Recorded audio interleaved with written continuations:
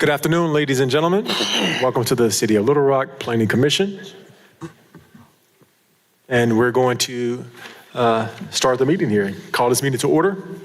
And I would like to see if we can get a roll call, Torrance, so we can develop and see if we have a quorum. Certainly. This is the roll call vote for the March 14th, 2024 Little Rock Planning Commission meeting. Baxter. Present. Brown. Present. Hart. Here. Hodges. Here. Lunday. Here. McDonald. Here. Person. Here. Samad. Commissioner Samad. Vogel. Here. Russell. Present. Vickers. Present. We have a quorum. Thank you, sir. All right. So I'm certain that everybody has gotten a chance to review the minutes of the last meeting, and I would entertain a motion. Make a motion to approve. Second. We have a motion and second of it. Can we get a roll call? Baxter. Yes. Brown. Yes. Hart. Yes. Hodges. Yes. Lunday. McDonald. Yes. Person. Yes. Samad. Vogel. Yes. Russell. Aye. Vickers. Yes. Minutes are approved. Thank you very much, sir. All right, moving right along here to our consent agenda. And if we can have the reading, please. Following is a consent agenda, Little Rock Planning Commission meeting of March 14th, 2024. First are the items that are going to be deferred or withdrawn. Item 3, S1844F, is being deferred to the April 11th, 2024 agenda as the applicant failed to notify surrounding property owners. Item 5, Z9766B, is being deferred to the April 11th, 2024 agenda as the applicant failed to notify the surrounding property owners as required. Item 7, Z3968C, is being withdrawn without prejudice at the request of the applicant. And item 19, Z9409C, is being withdrawn at the request of the applicant. Next are the items on consent approval. Item number 4, file number Z9922, Bree Accessory Dwelling Conditional Use Permit, 2409 South Taylor Street. Staff recommends approval of the requested CUP subject to compliance with the comments and conditions outlined in paragraph E and the staff analysis of the agenda staff report. Item 8, S1960, lots 4A and 4B, Block 2, Robinson's Addition, replat, 3116 South Main Street. Staff recommends approval of the requested replat subject to compliance with the comments and conditions outlined in paragraph E and the staff analysis of the agenda staff report. Item number 9, Z9926, Trinity Duplex Conditional Use Permit, 4323 West 17th Street. Staff recommends approval of the requested CUP subject to compliance with the following conditions: compliance with the comments and conditions outlined in paragraph E and the staff analysis of the agenda staff report, and a one-lot replat of the property must be completed prior to the issuance of a building permit. Item 11, Z6850A, a rezoning from POD to R4, 2623 MLK Boulevard. Staff recommends approval of the requested R4 rezoning. Item 12, Z8284B, a rezoning from C3 to C4, 8707 Mapleville Pike. Staff recommends approval of the requested C4 rezoning. Item 13, Z9925, a rezoning from R3 to R4, 1105 South Valmar Street. Staff recommends approval of the requested R4 rezoning. Item 14 is being moved to the regular agenda. Item 15, Z5282C, Bennett Office Retail Revised PDO, 2201 North Riding Perham Road. Staff recommends approval of the requested revised PDO, subject to compliance with the comments and conditions outlined in paragraphs E and F and the staff analysis of the agenda staff report. Item 16, Z8764B, Family Peace Center, POD, east side of Daly Drive within the 9,000 block. Staff recommends approval of the requested POD request subject to compliance with the comments and conditions outlined in paragraphs D, E, and F, and the staff analysis of the agenda staff report. Item 17, Z9906, Hillcrest Hideaway, STR1, SUP, 305 Linwood Court. Staff recommends approval of the requested SUP, subject to compliance with the comments and conditions noted in paragraph E and the staff analysis of the agenda staff report. Item 20, Z9918, Scott STR2, PDC, 5024 Lee Avenue. Staff recommends approval of the requested PDC zoning, subject to compliance with the comments and conditions noted in paragraph E and the staff analysis of the agenda staff report. Item 24, Z9938, King 1, STR2, PDC, 1715 North Tyler Street. Staff recommends approval of the PDC, subject to compliance with the comments and conditions noted in paragraph E and the staff analysis of the agenda staff report. Item 25, Z9938A, King 2, STR2, PDC, 1715A, North Tyler Street. Staff recommends approval of the PDC zoning subject to compliance with the comments and conditions noted in paragraph E and the staff analysis of the agenda staff report. Item 26, Z9940, King 3, STR2, PDC, 1616 North Grant Street. Staff recommends approval of the PDC zoning subject to compliance with the comments and conditions noted in paragraph E and the staff analysis of the agenda staff report. And item 27, Z9939, Hardin, STR2, PDC, 1711 North Grant Street. Staff recommends approval of the PDC zoning request subject to compliance with the comments and conditions noted in paragraph E and the staff analysis of the agenda staff report. And we're moving item 28 to the regular agenda, and that concludes the consent agenda. Thank you very much, Monty, for the reading. Now we have heard the consent agenda. I would entertain a motion. Make a motion to approve the consent agenda with all staff's recommendations and requirements. Second. All right, we had a motion and a second. Can we please get a roll call vote, please? Baxter? Yes. Hart? Yes. Hodges?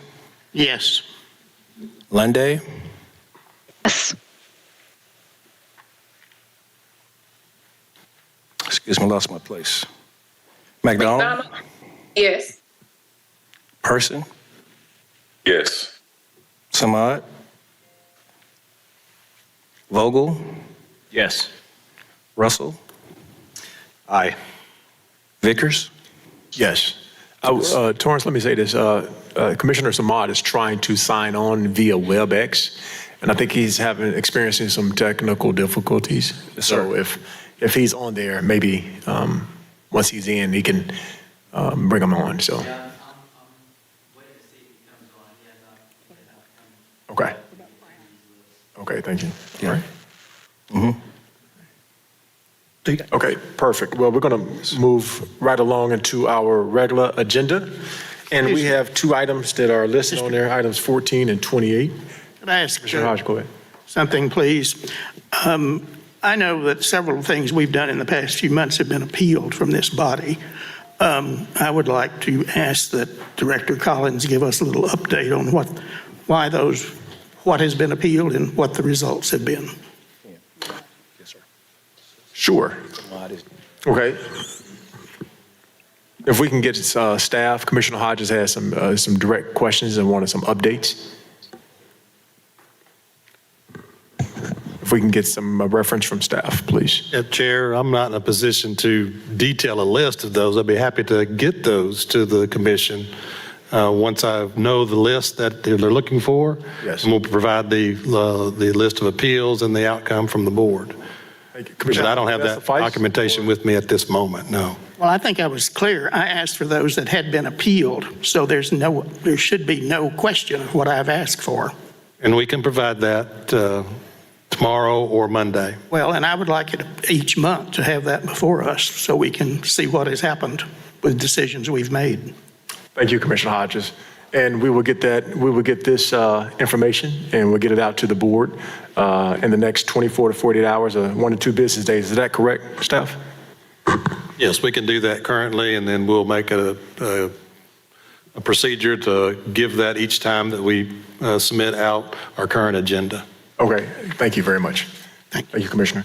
All right, so let's move forward to our regular agenda. So we have items 1, 2, 6, 10, 18, 21, 22, and 23. The added 14 and 28, Brad, we're going to move to the end. So it will be 14 and 28, therefore. And our first, and let me just state this here, just for the record, our first two items on the agenda are have been previous on the previous agendas. So normally you have 20 minutes that you actually come up and you be able to speak, and then the opposition will have 20 minutes. That's total time. So if there's 10 in opposition, and for an example, there's 2 minutes each. But for the items 1 and 2, because they have been before the board previously, they have 10 minutes on each side. So we're going to move right along with item number 1, Z-9858. Can we get the reading for that? Item number 1, file number Z9858, located at 9911 West Markham Street. This is Master Company PDC. The applicant is requesting to rezone the 0.22 acre property from O3 to PDC to allow the existing building to be utilized as a convenience store. The applicant is not proposing to include alcohol sales as part of this use. The site contains an existing 1,508 square foot residential building. The property was formerly utilized by Fletcher Property Management Incorporated. The applicant proposes to utilize existing parking spaces on the site. Parking shall also comply with the required ADA standards, and staff feels the parking is sufficient to serve the use. Staff recommends approval of the requested PDC zoning subject to compliance with the comments and conditions outlined in paragraphs D, E, and F, and the staff analysis of the agenda staff report. You conducted a public hearing on this item on January the 11th, 2024. There was a neighbor or two present that raised some concerns to the commission. The two main concerns was the driveway access in between this property and the property to the west, as well as the drive-through window, which the applicant is proposing on the south side of the existing building. Thank you very much. Is the applicant present? If so, please come to the podium and state your full name.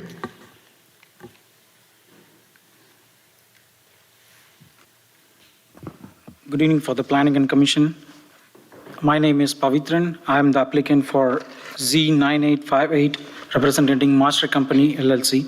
So my request was to turn O3 zone property to a C2 for retail purpose. I'm trying to do a convenience store with food, like fried foods and pizzas over there. So I was in the last... Let me say this before you get started. Yes, sir. You said, don't mean to interrupt you, but you have a few cards in opposition. Would you like for them to speak and then you defer sir. your time and then come back up? Yes, Or would you like to go ahead and present? It's your choice. Yeah, I'll do that. Okay. Thank you. All right, so we do have 3 cards, and the first card I'm going to pull up here is Joe Gobble.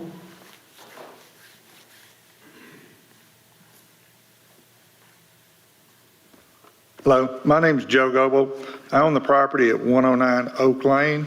It's zoned for quiet business. I have a CPA firm there. I've been there for 15 years. I have a problem with this situation because getting out onto Markham from Oak Lane is hard any time of the day. And if you add a convenience store with cars coming in and out, it's going to become extremely dangerous to get in and out of that location.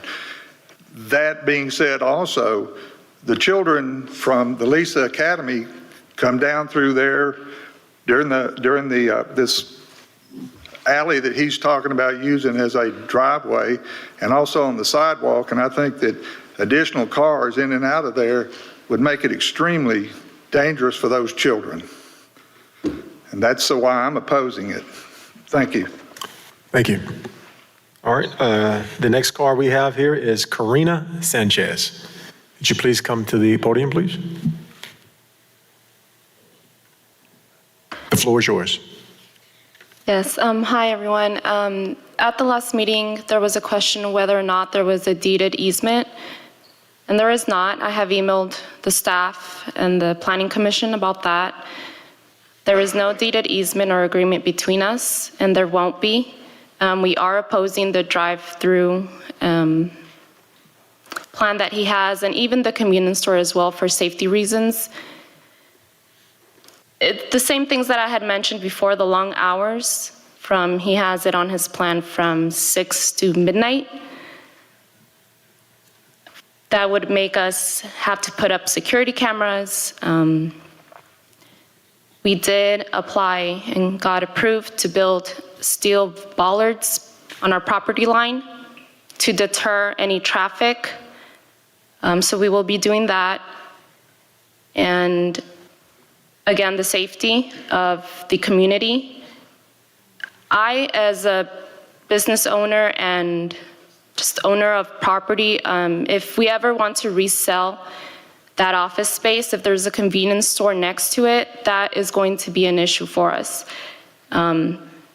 Frankly, those buildings look like houses. They were residential at one point, both his property and our property, and Mr. Joe's property. So if we ever want to resell, that will be an issue. No one wants to live next to a convenience store or operate an office next to a convenience store. Long hours and possible crime. So I don't know if anything has changed in his plans. We would like to hear about that, but we are still opposing and would like the commission to take that into account, to take the concerns of the community into account. Thank you. Thank you. All right, our last card we have is Sergio Rodasta. If I'm pronouncing that correctly here. Well, I'm going to try. Hello, my name is Sergio Rodarte. I'm a resident of 108 Oak Lane, right in the south side of the property, 9858. And I'm opposing for this also due to that my youngest kid goes to Lee's Academy, and like Mr. Noble say, it's always heavy traffic. My wife, she had a little bumper head the other day, and it's just heavy traffic, and we just wouldn't like to live right next to a convenience store, and that's the only reason we're opposing to this. Of course, the hours of operation, we don't know if anytime he can change it, and that's going to become a problem for us in the future. So that's the reason we are opposing to this. Thank you. Thank you. All right, would the applicant please come back up to the podium? And the floor is yours. I know they addressed several concerns. You can definitely speak on it. So the floor is yours. Go ahead. Yep, thank you for the applicants, so the opposants who were mentioning me what are the problems they would face because of this thing. So actually, like the first opposant, they said like there is the traffic is heavy. Yes, I agree on the Markham, the traffic is heavy, but on this property, if you see the survey, the in and out is from Oak Lane, which is a dead end street. So if you properly look at the survey, you can see on the right side, the access for this property or this location is from Oak Lane, which is per day, the traffic according to ADOT counts are like less than like 700 vehicles or something, whereas Markham is having 21,000. So the access for this location is through this one. So I don't know how like the traffic would be a problem over there. So that is first thing I want to say about that concern. And the next thing, like my west side property owner, they were mentioning about the drive-through. So I mentioned in the last commission, I'm withdrawing that part. I'm not doing a drive-through or no drive window. And also I ordered for a new survey to make sure everything on the property lines and make everybody comfortable on January. And I also submitted that new copy to the commission through the email. In that it mentions exactly what are the fence lines. And I called the Century Fencing for more like for their more safety to do a fencing around the property on the west side and the south side, which I have a copy of the code, which I can circulate for the commission. Sorry.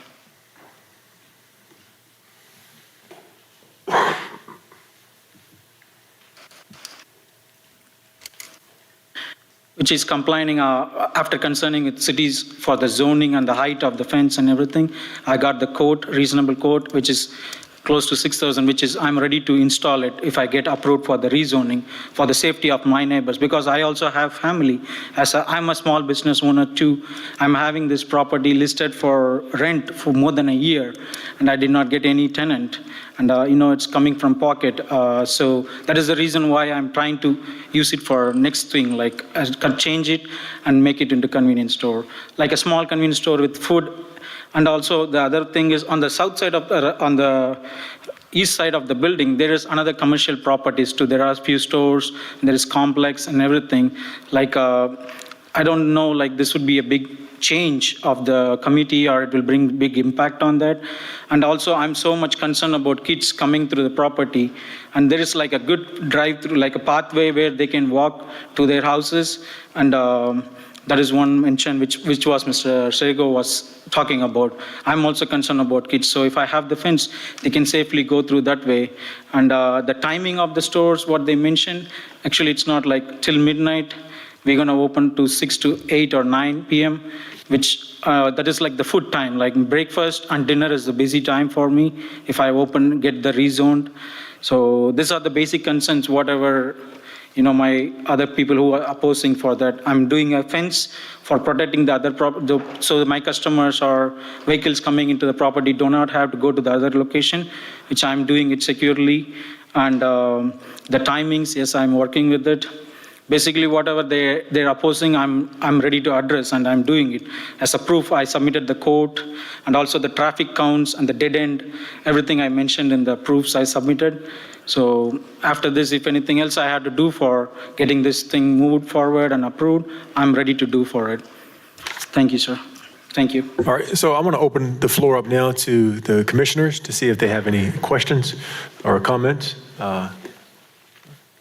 I'm sorry, Monty, go ahead, please. So just to clarify what the applicant said and what staff has heard, the applicant is amending his application to provide a fence along the west and south property lines, to have no drive-through window on the building, and he has shortened the hours of operation to 8 or 9 p.m. and not midnight.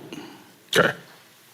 All right, we have that. So the floor is now open for any questions. Yes, Commissioner Brown. This is partly a question to staff. The changes you just said are not reflected in the current document, but are they currently of record? They will be in the minute record. Okay. And you're going to stick to those, correct, sir? Yes, sir. Okay. Obviously. All right, and I also want to make a statement here. We do have Commissioner Samad. He is online with us, so I just want to state that for the record. He is present and he is here. Any other questions for the commissioners?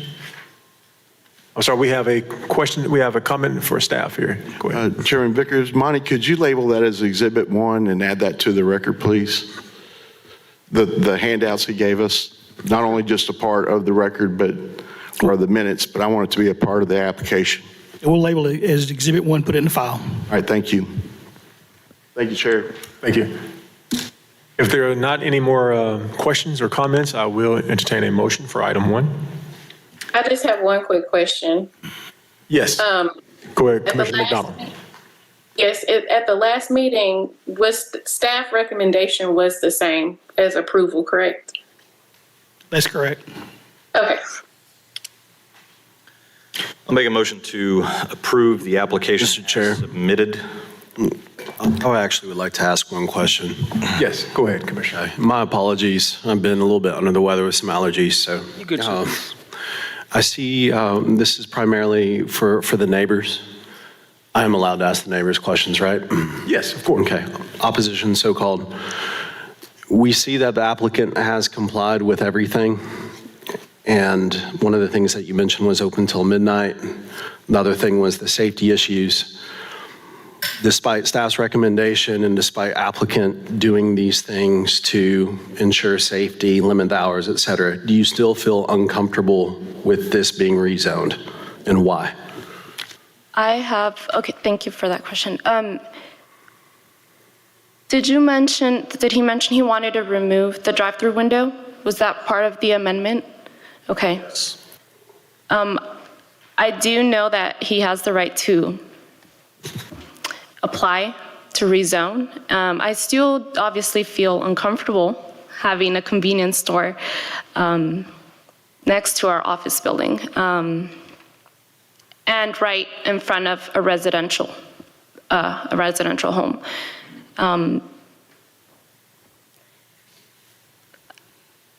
I mean, what can I say? It's just, I know what it's like. I know what it is like. We spoke at the last meeting.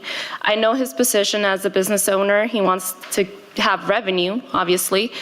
He hasn't been able to rent it. But also, we are concerned about safety, just cars being there at late hours. And he can propose here that the hours might be till 9 or whatever, but that can change, obviously. We are concerned about that.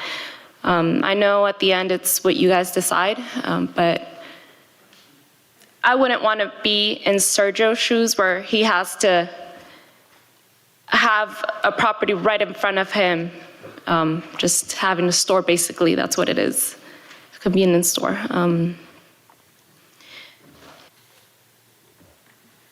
That's all that I can say. No, we definitely understand, and we thank you for your comments on that. Commissioner, did you want any other, And or just do anybody else speak? the other gentleman, sorry, I forgot your name, but do you have any other further thoughts to add? My name's Joe Goble. Yes, sir. Like I said, I've been there for 15 years, and traffic getting out on Markham at all times of the day is tough. And if you add 20 to 30 to 40 more cars trying to get out of there, it's going to become extremely unsafe. I've almost had accidents exiting on there. And he said he'll put a fence up. That's fine behind the building, but he can't put a fence up in front of his property and keep those kids from Lisa Academy going down the sidewalk, crossing Oak Lane, where all these cars will be exiting. That will still be dangerous. Thank you. Thank you very much. That satisfy Commissioner Bowman? All right. Do we have any other questions? Monty, go ahead. Another point of clarification, there was something mentioned about the applicant changing things. What the applicant is proposing with the amendments is what he'll be able to do. If he wants to change the hours of operation, a year from now, if he wants to add a drive-through window, he'll have to come back before this commission to revise the application. Thank you, Monty. That's for the record. So the time is from 6, is that 6 to 8? Can the applicant come back?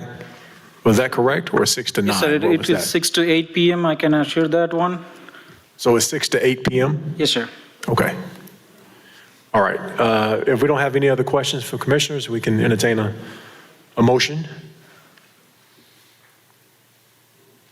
I'll make a motion to approve application Z9858, subject to all staff's conditions and amendments made by the applicant. Second. We have a motion and a second. Now, call for voting. Brown? Yes. Hart? No. Hodges? Yes. Lunday? Commissioner Lunday, you inaudible. Can I get a response, please? Yes. Thank you. McDonald? Yeah. Yes. Person? Have to see him. Commissioner Person, you're not on the screen. I need you to be on the screen and give me your vote, please. Hello, can you hear me and see me? I can see you now. Your vote is yes or no? No. Thank you. Samad? Yes. Same way we can see him. Commissioner Samad, we cannot see you on the screen. Can you? He's on the app. He's just not scrolled over. You gotta swipe him right. Yeah, he's on. I can see him and hear him. Okay, Commissioner Samad, can I have your vote, please? Yes. Thank you. Vogel? No. Russell? Aye. Vickers? Yes. Motion passes. Excuse me. We're trying something new today. I'm trying to stagger the vote, so if I miss anybody, please remind me. Commissioner Baxter, can I have your vote, please? Yes. Is that a yes? Yes. The motion passes. All right. Applicant, thank you very much. I failed to mention on the consent agenda, if your item was on the consent agenda, you are actually free to go. You're welcome to stay, but you are free to go. If your item was on the consent agenda, you are free to leave. All right, now moving forward to action item number 2, and I want to state this just for, so we can have everything in place. Item number 2, Z-9900. Is the applicant present on this one? Okay, great, yes. All right, you can come forward to the podium, but we're going to have the reading here now. Monty, can you get the reading, please? Thank you. Item number 2, file number Z9900, Velasquez Food Truck PDC located southwest corner of Lawson Road and Camellia Circle.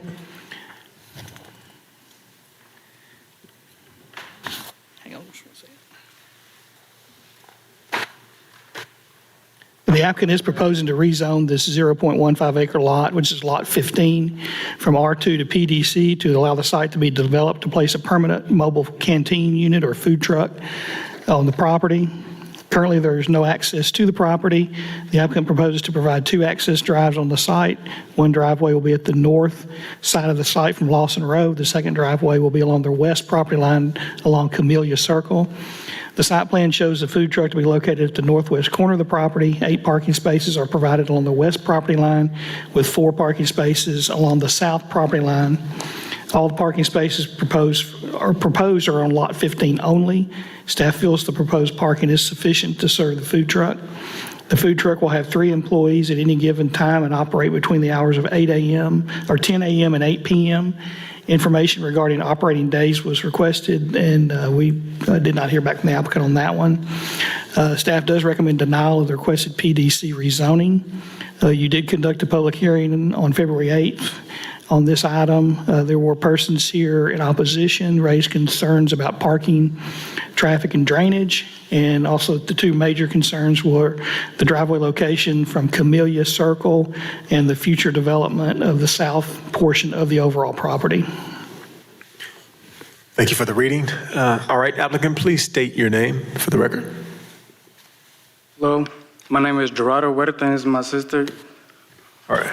Hello, my name is Elvira Gabriel. All right, thank you very much. Now, you all can go first, and you all can speak, or you can defer your time. And we have several cards in opposition. The choice is yours. What would you like to do? We'll let the opposition. Okay, great. All right, so we have several cards here in reading. The first card I have is David Allen. David, if you can please come to the podium on this one. And just to let you all know for item 2, because this was on the previous agenda, for each side, for the previous agenda, it's 10 minutes. Normally it's 20 minutes total for each side. For this one is 10. So go ahead, Mr. Allen. The floor is yours. Yes, I just wanted to oppose the main reason, the subdivision is restricted to residential use, and that's on file. And the added traffic and people that will bring into that no outlet circle, mainly the safety and neighborhood and of the neighborhood, its residents and its children. Thank you. Thank you. Next reading here is Mark Earl.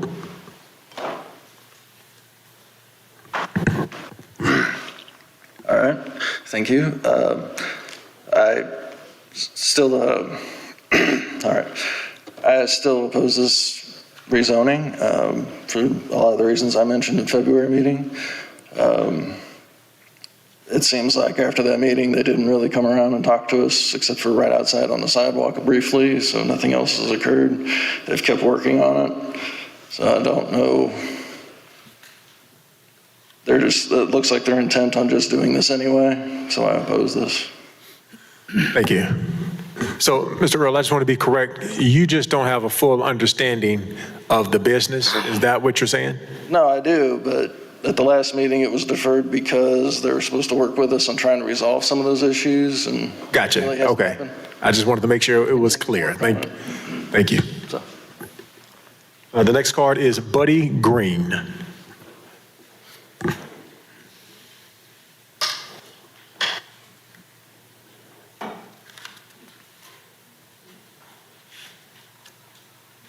Thank you for hearing us.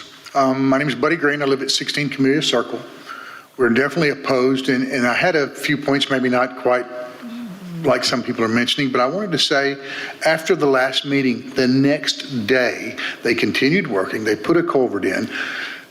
What communications we've had, they've made it quite clear they're going to do whatever they want and ask for forgiveness later. I don't appreciate that. That's not cool. They're almost done. This hasn't been approved yet, and they're almost done. And I guess my next question is, what are our rights? Who's going to enforce this? Is anybody going to save us from this? These people are just putting this in without permission. They don't care if they get permission. And it's very, very, I'm not even sure what to say, wrong. But someone has to be on our side. Someone has to uphold right and wrong here. This is a residential neighborhood. Hell, they just came in without permission. They're putting in a restaurant. That's not right. It's not right at all, and we're all very, very opposed to it. And they haven't tried to reconcile. 35 seconds in the parking lot. Hey, what do you guys want? We'd rather y'all weren't there. Okay, never mind, we're doing it anyway. And they walked off. Well, that doesn't seem part of a normal procedure to me. That doesn't seem right. And the next question is, they've said they lived on Lawson for 20 years. Put the taco stand in your yard. Hell, they can be in their yard, can it? Why's it got to be in my yard?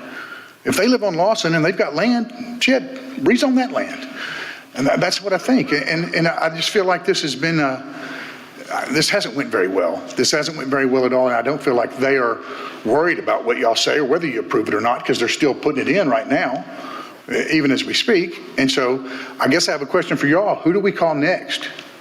Who's going to enforce this? Who's going to stop them? Is there someone to stop them? Is there a government agency we can call? Does anybody enforce this? I mean, this is a real question. Code enforcement. Code enforcement, and this would be for zoning? I mean, is that, when someone starts developing a piece of property without permission, that's who I'm supposed to call, is zoning code enforcement? Code enforcement. If they don't have any permits, yes. Good enough. Hey, please do the right thing. This is our neighborhood. Thank you. Thank you, Mr. Green. Next card is Tory George.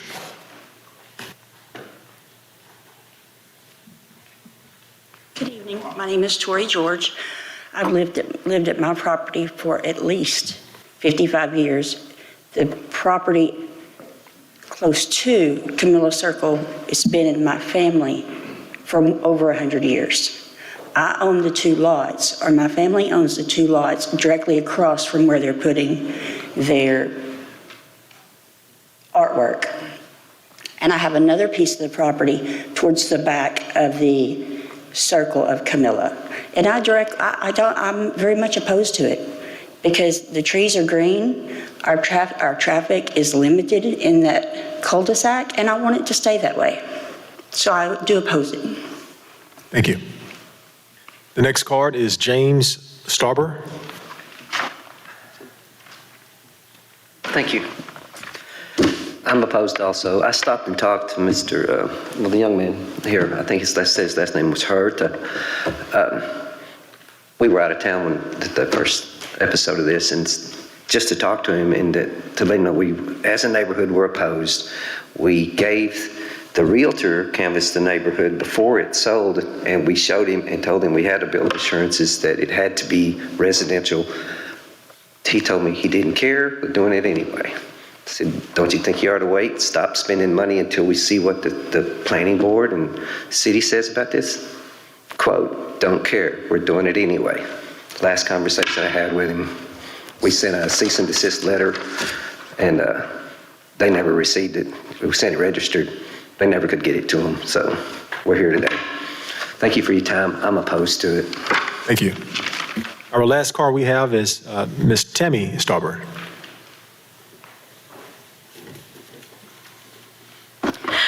Thank you. And as my husband said, he had talked to the gentleman and he told him he didn't care what, they were still going to go forward on it.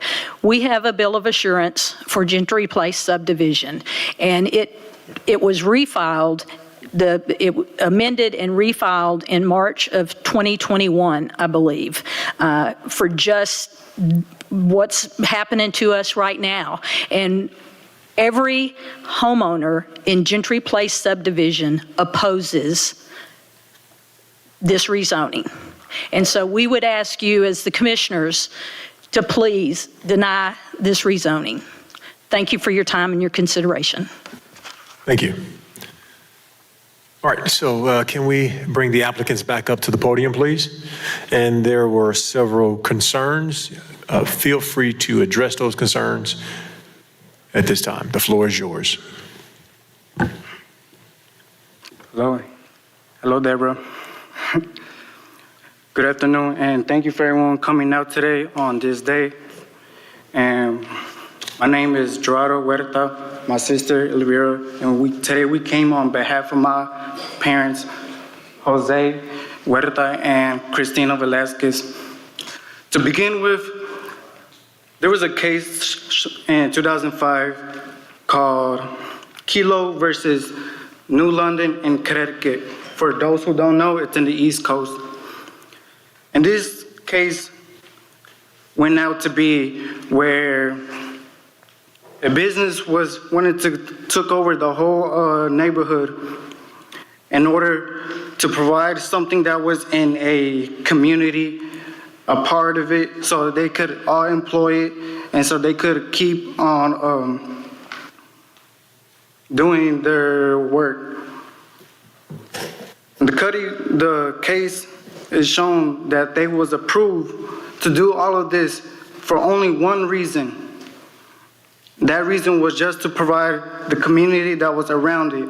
Yet alone, even though we haven't been approved, but people in the neighborhood, we've been working with them. The owner of a gas station not even 1 meter away came up to us and they were on our behalf. There was a trucker. He has a CDL and he lives like 1 minute away, and he also helps us bring in the loads for all of the material. That's people in our community. These are people in our community already.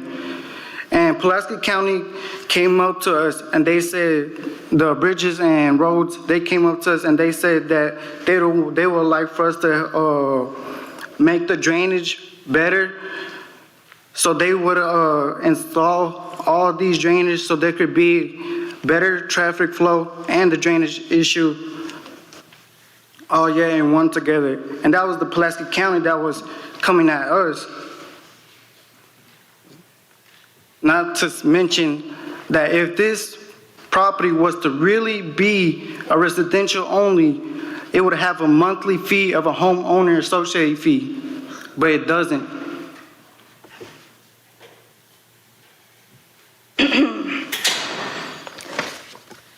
So what they're saying on the drainage, we do have a permit. We went through inspection, so we wouldn't even have the taco truck up if we didn't pass the inspection. So drainage, that's not an issue. We're not gonna be out there dumping out the water that we used. We have our place to go dump it, and it's in our inspection. And also, these that are against us, they were previous customers. We know that they've bought from us and they enjoyed it, in which that's what we want to do, keep giving. And they're basically the main reason that we decided to buy a property and go through this. So that way we have our own piece of land where there's gonna be, we're gonna have tables up there for them. There's gonna be plenty of parking space for them. And there's no reason for customers to be going in deeper in the neighborhood because we're gonna have a way in and a way out. If that makes sense. No, that makes sense. Well, what I'm trying to wrap my hand around this because I want to make sure this is technically a food truck, correct? Yes. I mean, it's mobile, correct? Okay, so it's, I just want to make sure I stand correct on this. At this particular time, if you all are yielding your time, I want to open the floor up to our commissioners to see if they have any questions or comments. Commissioner Hodges, go ahead, please. Yes, if I remember, the commission attorney told us last month or the month before that residential designations in whatever version they were could not be upheld. Am I correct? I know I probably didn't state that correctly, but it's something close to that, I believe, is what you told us. In regards to bills of insurance? Yes. Yes, bills of assurance are private contracts that property owners enter into whenever they want to move into a particular subdivision or community, and it controls the property, and it's a private contract. And if you violate that, the city doesn't enforce that. Certainly, the board has the right to do that. In fact, we've got an application coming up where there's a BOA or a BOA agreement, but there's also a PRD. And we really, when it comes to planned residential developments, we look at those closely. But on a bill of assurance, you can consider them because, number one, you don't know if they're valid or not. You don't know if the property owners assigned them. You don't know if the POA is defunct. You don't know if the bill of assurance is expired. So we can listen to the comments and weigh them, but that's a private contract between the property owners, if that makes sense. Yes, thank you. I thought that's what you had said at one of our previous meetings. My other question is for the claimant here, the applicant. Is there entrance and egress from Lawson Road, or is it only on Camellia? There is one currently being made off of Lawson Road. So there will be There will be, the yes. entrance on and off Yes, Lawson. yes. I know previously there was an entrance off Camellia. Will you be keeping that one open or close it? That, Both entrance, there will be for both entrance from Camilla and Lawson. Okay. All right. Thank you. Thank you, sir. Any other questions from the commissioners? Yes, I have a question. Oh, I'm sorry, please, Alicia, please. We'll do Commissioner McDonald first, and then we have Commissioner Pearson next. Commissioner Okay. McDonald, go ahead. all right, thank you. So I did hear the applicant say something about they don't pay any type of HOA or POA fees.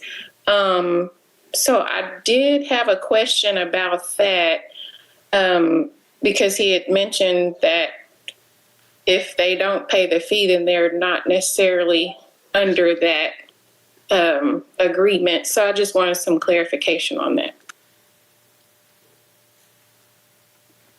Yes, if there was a homeowner associate fee, there would be rules within the neighborhood alone in that subdivision, but this subdivision doesn't have it. So is there anybody that from the neighborhood that can also kind of Yes, we refiled in 2021. Y'all act like it wasn't filed. It wasn't legal. I can Come to the podium, please. at the podium.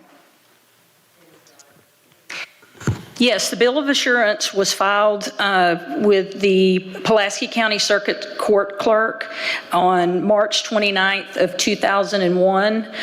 Carolyn Staley was the county clerk, I guess. But yes, we do have a copy of the bill of assurance, and all of the commissioners should also have a copy because that was requested from the applicant when they filled out their application.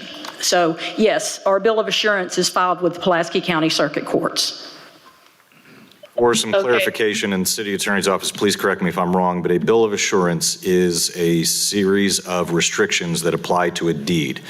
A homeowners association is not required to be established for the filing of a bill of assurance.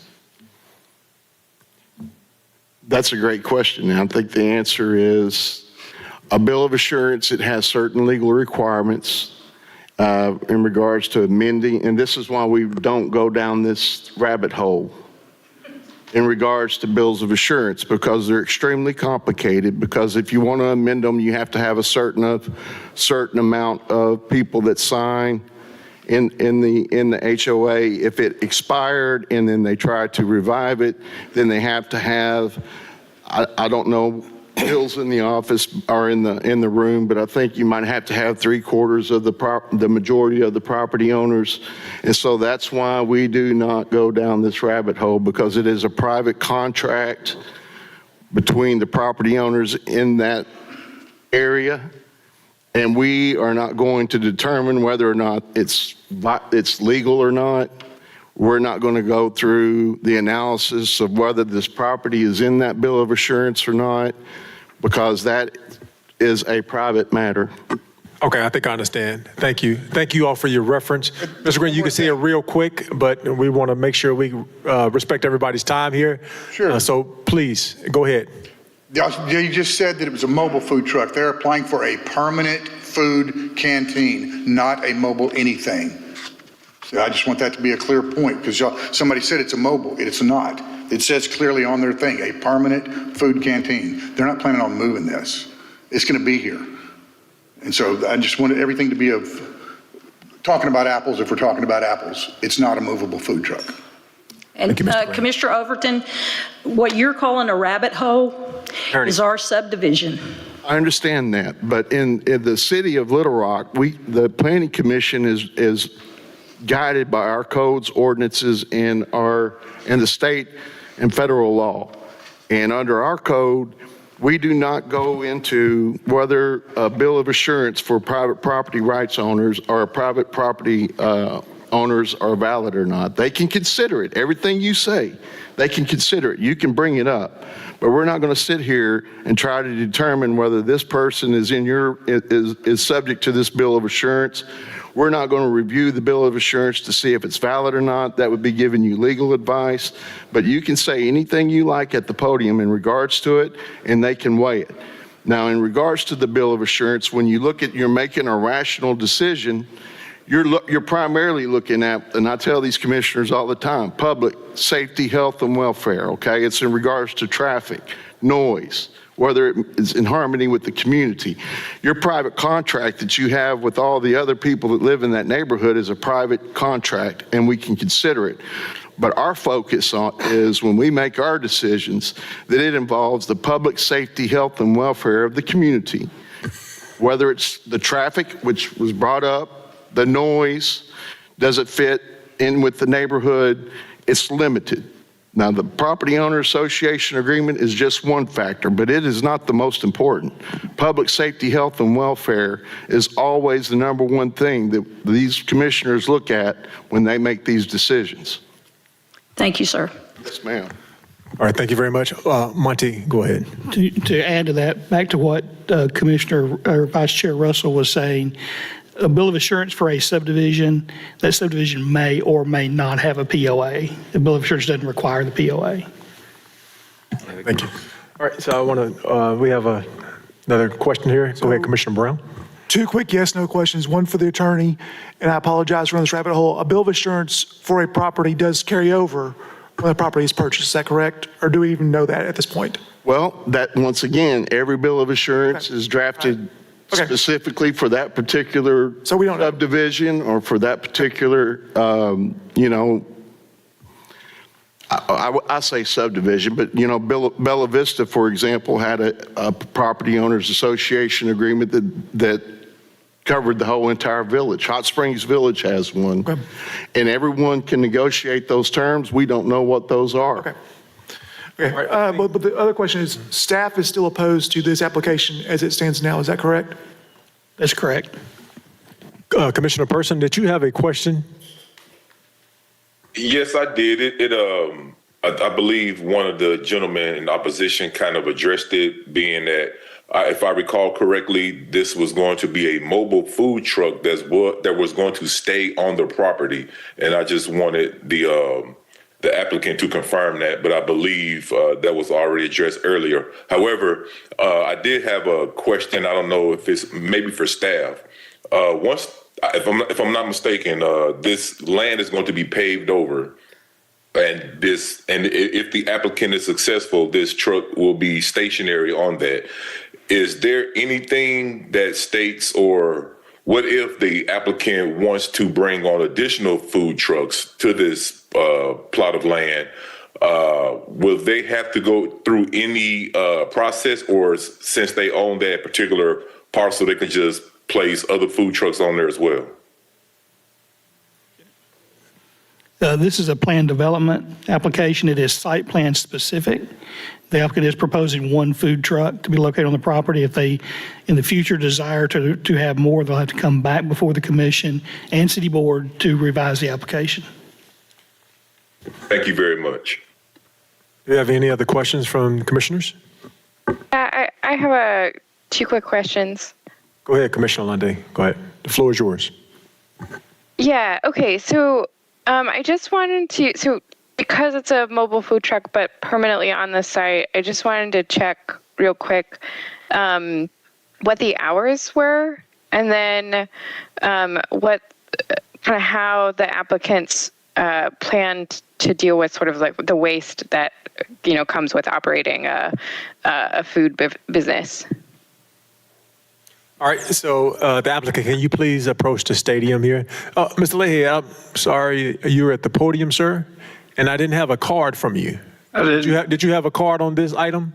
No. Okay, well, if you don't mind, sir, could you please have a seat, and we're going to finish this item? Well, I have one comment and one question. Mr. Leahy, I'm so sorry. We know we love you and we appreciate you here, but we want to make sure we stay and respect everybody's time, respect and keep things in order. Well, I'm not for or against this thing, but I just want to know if they have a registered engineer and a registered land surveyor. The plant that I saw doesn't have one stamp on it. Mr. Leahy, if you do, that's all right. I've been run over before. I know we're going to get to that, and if you can stick around and hang around with us, we can address yours even if it's after the meeting. Oh, but we want to make sure we keep order in here. Okay. Thank you very much. Applicant, can you please come back up to the podium here and address these questions?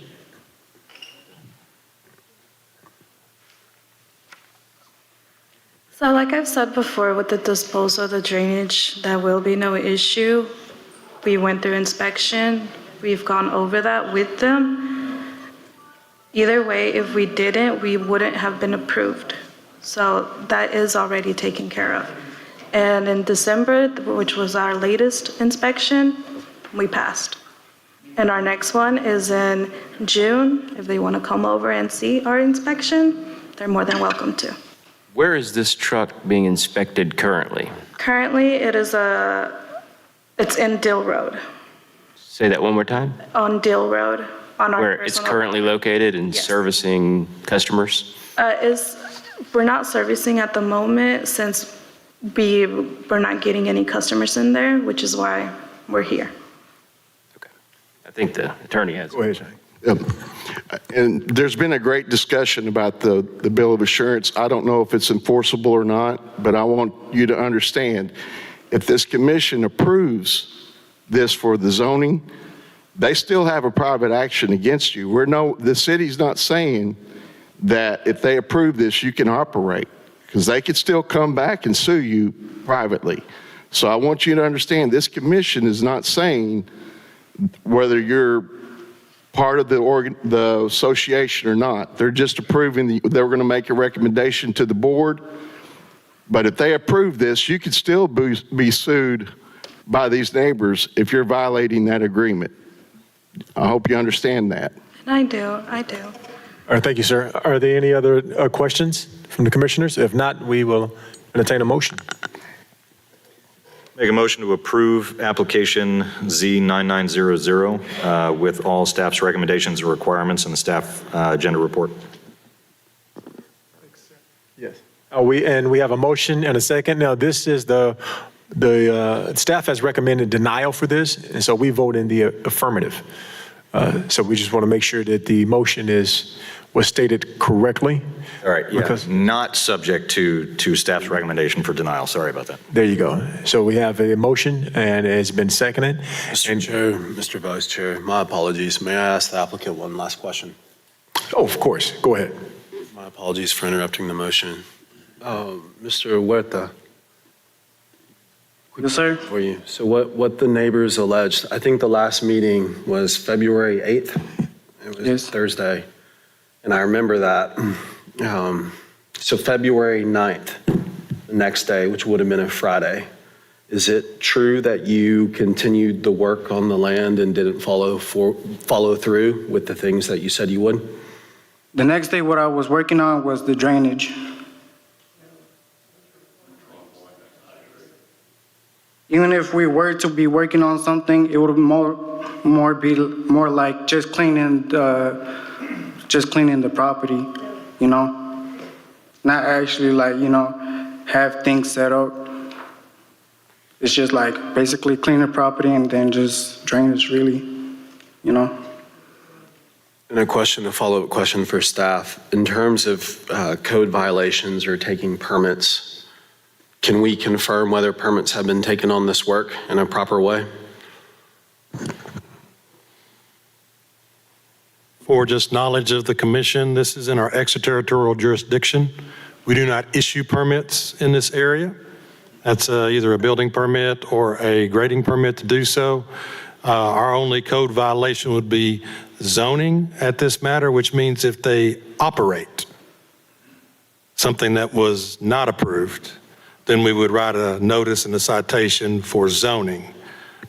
We would not go out there and look for any land clearing, what they're doing. Apparently now, that is nothing that we would enforce. If it was being done, that would be a county request. That would also be if it's above a certain acreage or they were impacting waters of the state, that would be a state request by the neighbors through ADEQ for that. So our only enforcement is zoning matters only, occupancy only. Commissioner Hodges, go ahead. Yes, I have one more. If I understood correctly, the applicant has been clearing the land, obviously, but also working with the county to take care of any drainage issues. Is that, am I? Yes, they came up to us. Lately, they've been in the community clearing out the side of the roads where they just scoop the sod to make sure the roads is more wide. And, you know, they just been inside the community and they came up to us because we were working on clearing the land, and they were just like for a better track flow because we had, once we purchased the property, they already came with concrete drainage pipe, but they want to go out and measure it so they could give us the size on the pipe that we need, and they will be the ones installing it with the gravel and everything to make better drainage issues and better traffic flow. All right, thank you. That satisfies your question, Commissioner? All right, so we have a motion on the table and second. Can we please have a roll call for voting, please, on the item? Hart? No. Hodges? Yes. Lunday? No. McDonald? No. Person? No. Samad? No. Commissioner Samad, is that a no? No. Thank you. Vogel? No. Russell? No. Should have done that next to last, sorry. Baxter? No. Hart? Excuse me. Brown? Commissioner Brown? No. No. And Vickers? No. Motion fails. Thank you very much, applicant, and hope all the best in the future, but thank you very much for applying. Let's move right along to item number 6. Is the applicant present for item number 6?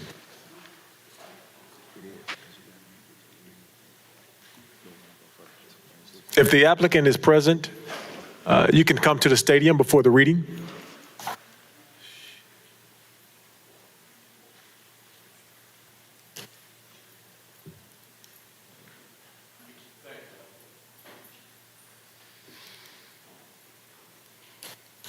Again, for item number 6, Z-9913, is the applicant present? I don't think they're here, but we are against it. Okay, if they're not here. Monty, go ahead. 8116 Canis Oaks Drive. Is the applicant here for that? All right, we're gonna give it here just a minute or less. If they're not here, we're gonna have to move forward. And go ahead, Monty.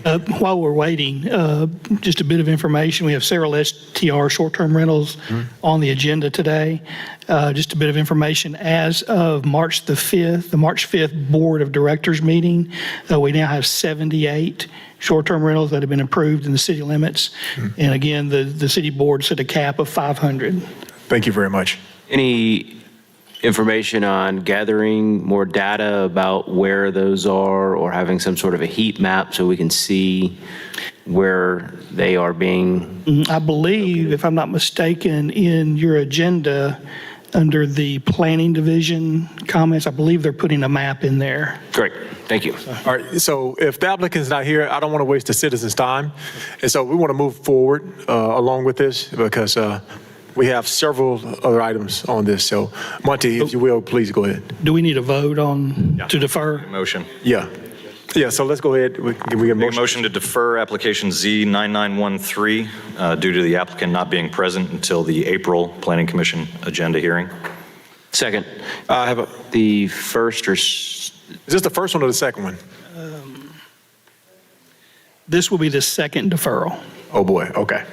All right. Well, I mean, it is what it is. So we have a motion and a second. Can we please have a roll call for vote, please? Hodges? I'm sorry, what are we doing here?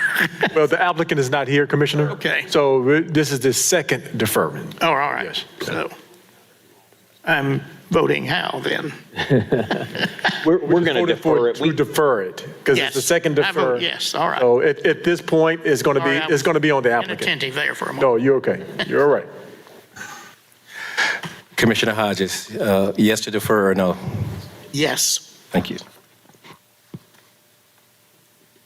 Lunday? Commissioner Lunday? Yes. McDonald? Yes. Person? Yes. Samad? Yes. Vogel? Yes. Russell? Aye. Baxter? Yes. Brown? Yes. Hart? Yes. Vickers? Yes. All right, I got that one right. Thank you. I just want to make sure that you put this on the record, because this is the second deferment, Monty, that any kind of, financial responsibility would be totally and solely up on the applicant. Is that correct? That's correct. They will have to do certified notices. Thank you.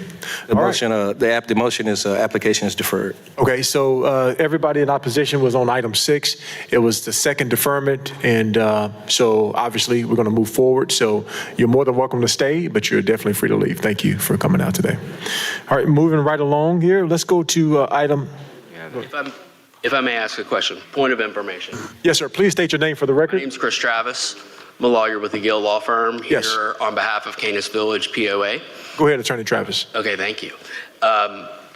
If the applicant is already using their home as an STR-2, currently, which division should we call about that? Or which department? That is the Department of Planning and Okay. Development, 501-371-4790. Okay, is that the main number? That's the main number. Ask for zoning code enforcement. Awesome. Thank you so much. Thank you, Attorney Travis. All right, so is the applicant for item number 10 here? All right, great. You can make your way to the podium. We're going to have the reading. Monty? Item number 10, file number Z9937. This is the Talbot WCF Tower Use Permit, 2823 Springer Boulevard. The applicant is requesting a tower use permit to allow a 140-foot tall monopole wireless communication facility for use by one principal user and co-location available for 3 additional users. The site is located within the Granite Mountain Design Overlay District. The site plan shows a 20-foot wide access easement at the northwest portion of the site and a 2,400 square foot lease area for the proposed cell tower. There is also a 10-foot wide sanitary sewer easement at the rear portion of the site.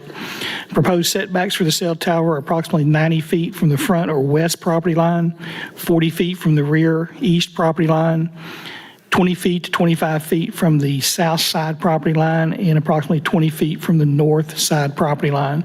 Section 36593 of the city zoning ordinance requires that a WCF abutting residential property on either side be set back a distance of at least the height of the WCF tower.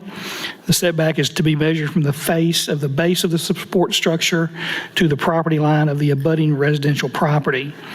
The equipment facility shall also meet the required setbacks for the zoning.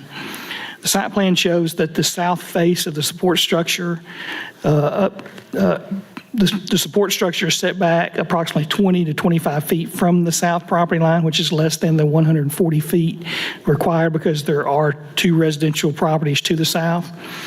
Therefore, staff does not support the required setback for this WCF. The applicant did submit FAA approval for the tower. Staff does not support the required tower use permit, the requested tower use permit to allow this tower. Staff feels the request is unreasonable. Residential and office zoning and uses are contained within the general area of the proposed site. The proposed WCF does not comply with the code with respect to the required setback from the abutting residential buildings. The required setback from the south property line, again, is 140 feet, and the proposal is 20 to 25 feet. Staff feels the proposed WCF will have an adverse impact on the surrounding properties, and it'll be located very close to the 2 existing single-family residences to the south. Staff also questions the need for a 140-foot tower at this location, given the current technology being utilized. Therefore, staff recommends denial of the requested tower use permit.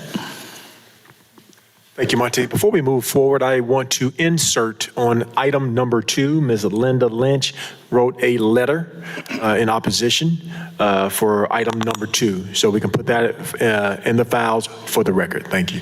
All right, sir, you can definitely please state your name, and also while you're doing that, you do have a total of 20 minutes, as well as I don't think we have any cards for you, so you can present you can present your case to us, and we're going to follow up with any questions, and we'll take it from there. The floor is yours. Thank you. Appreciate your guys' time this evening. My name is Cole Talbot. I'm a site acquisition or site development agent for Branch Communications. We're a wireless company based out of Tulsa, Oklahoma, and we are proposing the 140-foot monopole tower. The carrier on this is for AT&T, and as mentioned, the tower would be designed for 3 additional carriers for a total of 4.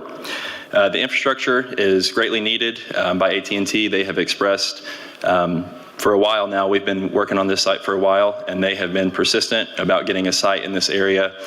Due to lack of coverage, they need increased coverage for the industrial areas, the south end of the airport, and also for the traffic along I-30. So this site is definitely covering multiple needs, initially for AT&T carriers, but as things continue and grow and phones are used more, additional carriers in the future. Branch will start marketing this site to additional carriers to try to bring those into the area as soon as this tower were to be in development. We measured today from the base of the tower, the closest residential structure, not the property line, but the actual structure was 168 feet. Typically, we lease these sites. We're actually under contract to purchase both of these lots. So the lots in question, lots 2 and 3 of Block 7 here, will be purchased. We have a closing deadline in the next 10 days to actually purchase these. Upon completion of purchase, Branch has plans to immediately clean the property. There's a large amount of debris, overgrown trees, shrubs, things like that. In addition to cleaning it up, we will also add the landscaping per code along with the 8-foot fence, wooden fence that's required. These properties are zoned industrial, and the area, majority of this area is actually industrial use as well. We do ask support from the city at this time. Would be happy to answer any additional questions that you guys may have. And as mentioned also, we do have the FAA, FCC, and SHPO approval. And my supervisor, Troy Williams, is here with me tonight if anyone has any questions for him. Thank you. All right, thank you, sir. And give us your name again, just for everybody. Yes, Cole Talbot. And our office is at 7335 South Lewis Avenue in Tulsa, Oklahoma. Thank you, Mr. Talbot. Okay, there are actually not any oppositions. Monty, if you will, before I open it up, you said you had made some comments about remarks on maybe the location and things y'all that you did not find, did not meet approval? Was there anything that you stated during the reading? I just want to make sure. Well, one thing that staff, I don't believe we were aware of, is that the two houses immediately to the south are being purchased by Where the tower owner. where the lot sits, and there's a vacant house. Lots 2 and 3 of this subdivision, they're on the north side of Springer. Those are the two that we're purchasing, not on the south side. No, I'm talking about the south side of this property. Springer runs north and south, right? Okay, yes, those are the ones that we're purchasing then. So you're buying both properties to the south of this property? Because there are two houses. No, we're not purchasing the houses, just these lots 2 and 3. There's a house on one, right next to Clark Hydraulics. The next 2 lots, we're purchasing those 2 lots. One of them has a residential structure, and one of them is a vacant lot with debris and overgrown trees and power lines and things like that. Those are the 2 lots that we're purchasing, under contract to purchase. When you do that, between your property where the tower is and the business to the south, Yes, all of that property will be cleared, and there will be no houses? that's correct. Okay.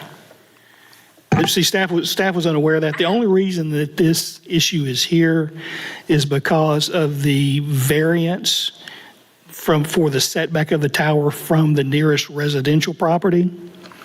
I believe the residential properties across Springer Boulevard are right at the 140-foot mark, so I don't know that they're an issue.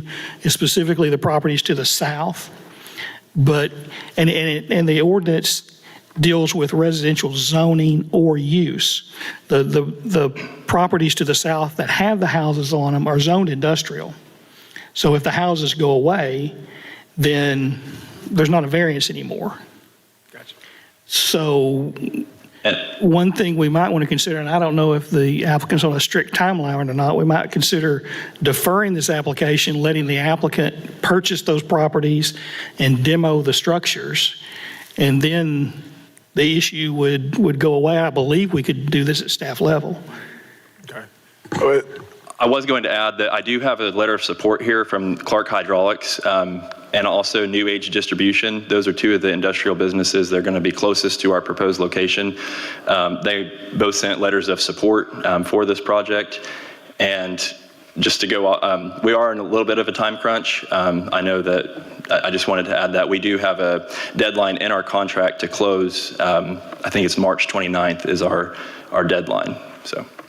Chairman Vickers, can I make a quick comment? I appreciate Monty's comments about the residential component of this. If you drive through this neighborhood, it's strange in that you would swear you're in an industrial area, but there are still a few residences that sort of dot Springer Street. But I feel comfortable voting in favor of this, and I'm sensitive to the fact that as real estate developers and tower acquisition people, you have sites under contract and those contracts expire. So for me, deferring it, I don't need that. I don't need a deferral and a demolition of vacant homes to approve this. I think this is a much needed tower that will improve a pretty underserved area. I don't have AT&T, but I'm guessing if you're locating a tower there, there's probably dead spots in that community. So I say this is an opportunity to approve this and get those fixed. Again, I was just looking up and down Springer Boulevard on Google Earth, and it's dotted with industrial uses and businesses. So I don't necessarily need the deferral to support this tonight and vote in favor of it. So that's my comment. Thank you, Commissioner. Any other questions from the commissioners?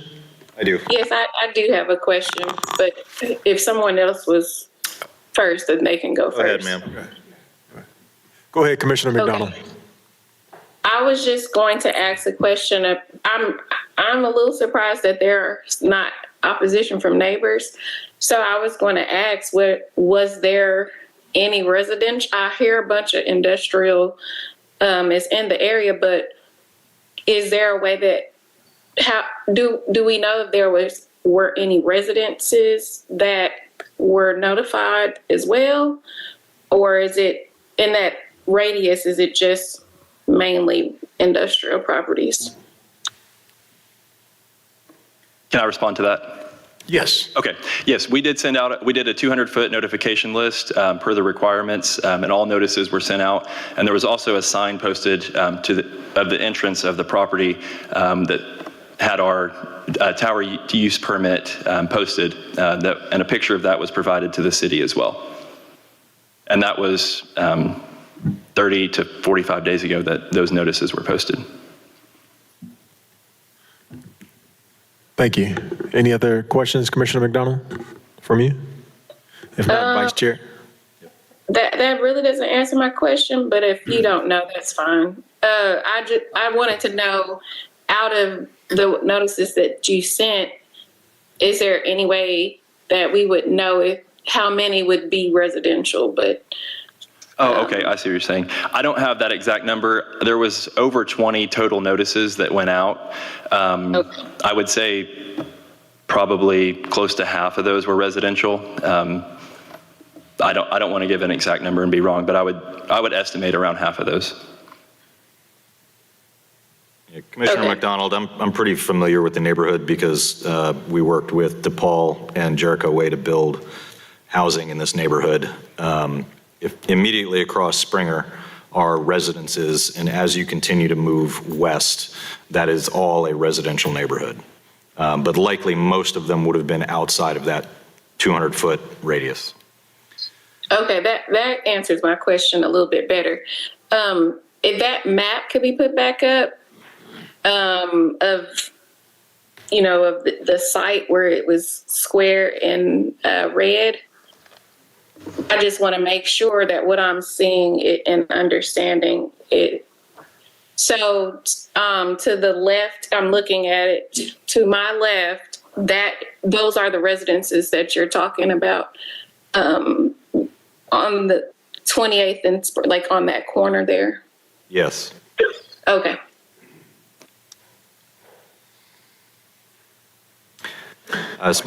Go ahead.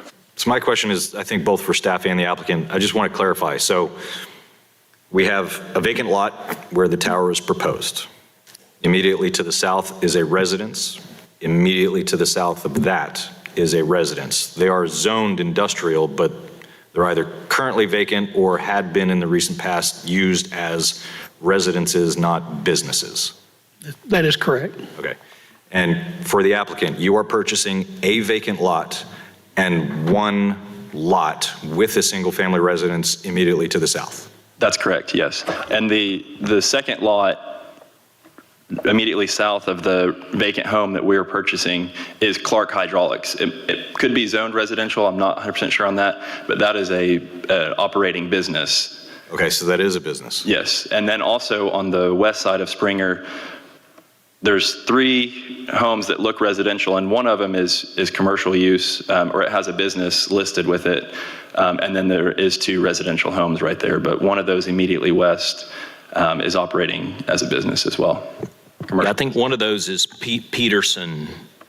It's a resale shop. Yes, yes. 2822 is currently a resale shop, yeah. Yes. All right, we have a question, Commissioner Vogel, go ahead. In this packet of information, you did give some FAA approval. Is that what this? I'm not familiar with this document, so I was. Yes, the second page of that is going to be our FAA approval, which it's listed at 150 feet. We always file over just in case. You can always come down, but you have to refile if you go up. So they have approved your proposal. Is that what? That's correct. And it's saying that FAA and FCC both have approved. All right, great. Thank you. All right, thank you. Any more questions from any commissioners? In terms of the technology, I guess what staff brings up, saying that, okay, maybe we don't need another tower. Can you just talk a little bit about that? Yeah, absolutely. So right now, as cell phones, iPads, things like that are used more and more, especially on drives, things like that. Right now, AT&T's RF team has located a severe hole in this area.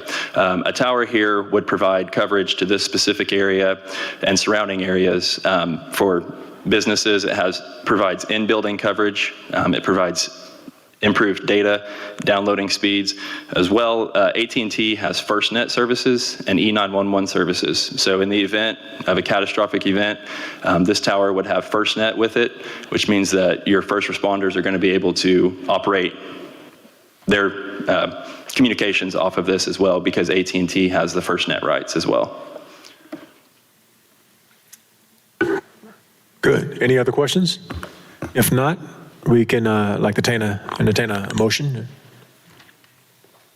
I'll make a motion to approve application Z9937 as submitted without staff's recommendation for denial. We have a second. All right, we have a motion and a second. Of course, we vote in the affirmative here. And so at this time, can we please have a roll call for vote, please? McDonald, No. Person, No. Samad, No. Vogel, Yes. Russell, I'm going to abstain from the vote because I believe that I am personally and professionally biased against the application. Baxter, Yes. Brown, No. Hart, Yes. Hodges, Yes. Lunday. Commissioner Lunday, can you hear me? Come back to her. Vickers? Yes. Commissioner Lunday, are you with us?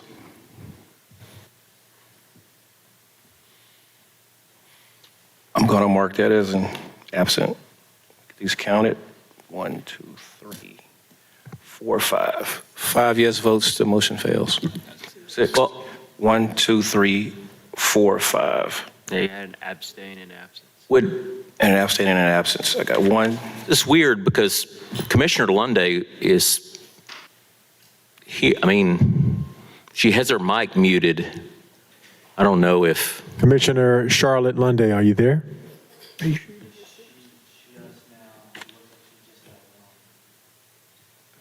Having technical difficulties. But her vote might be the difference in this passing or not, right?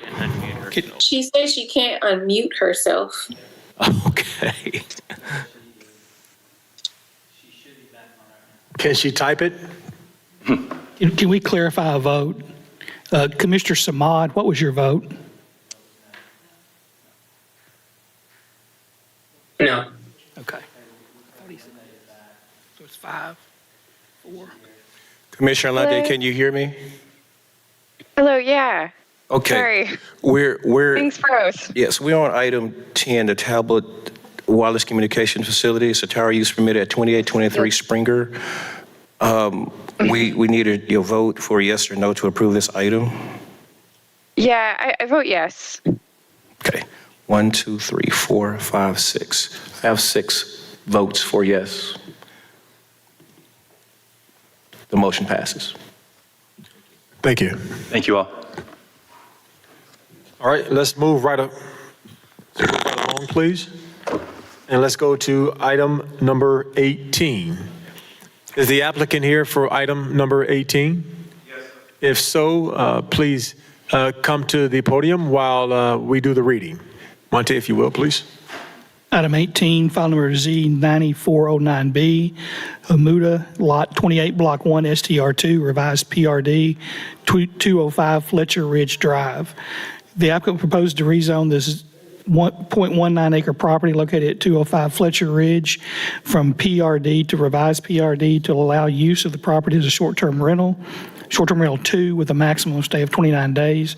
The owner will not reside in the residence and the entire structure will be rented as one unit. The STR2 is currently in operations, been operating since October 2023.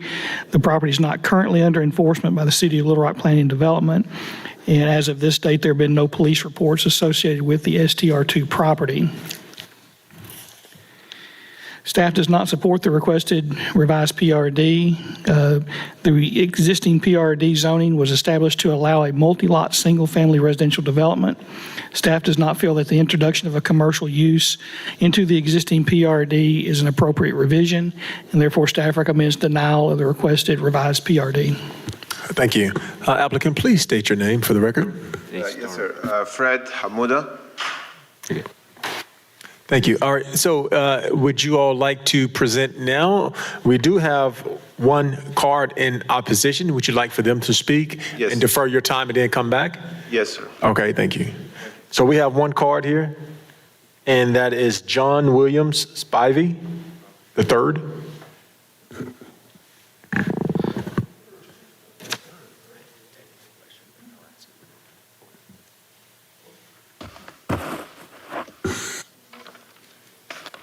Mr. Chairman, members of the commission, Mr. Collins, Mr. Moore, Mr. Overton, ladies and gentlemen, my name is John William Spivey III, but many of you know me as Bill.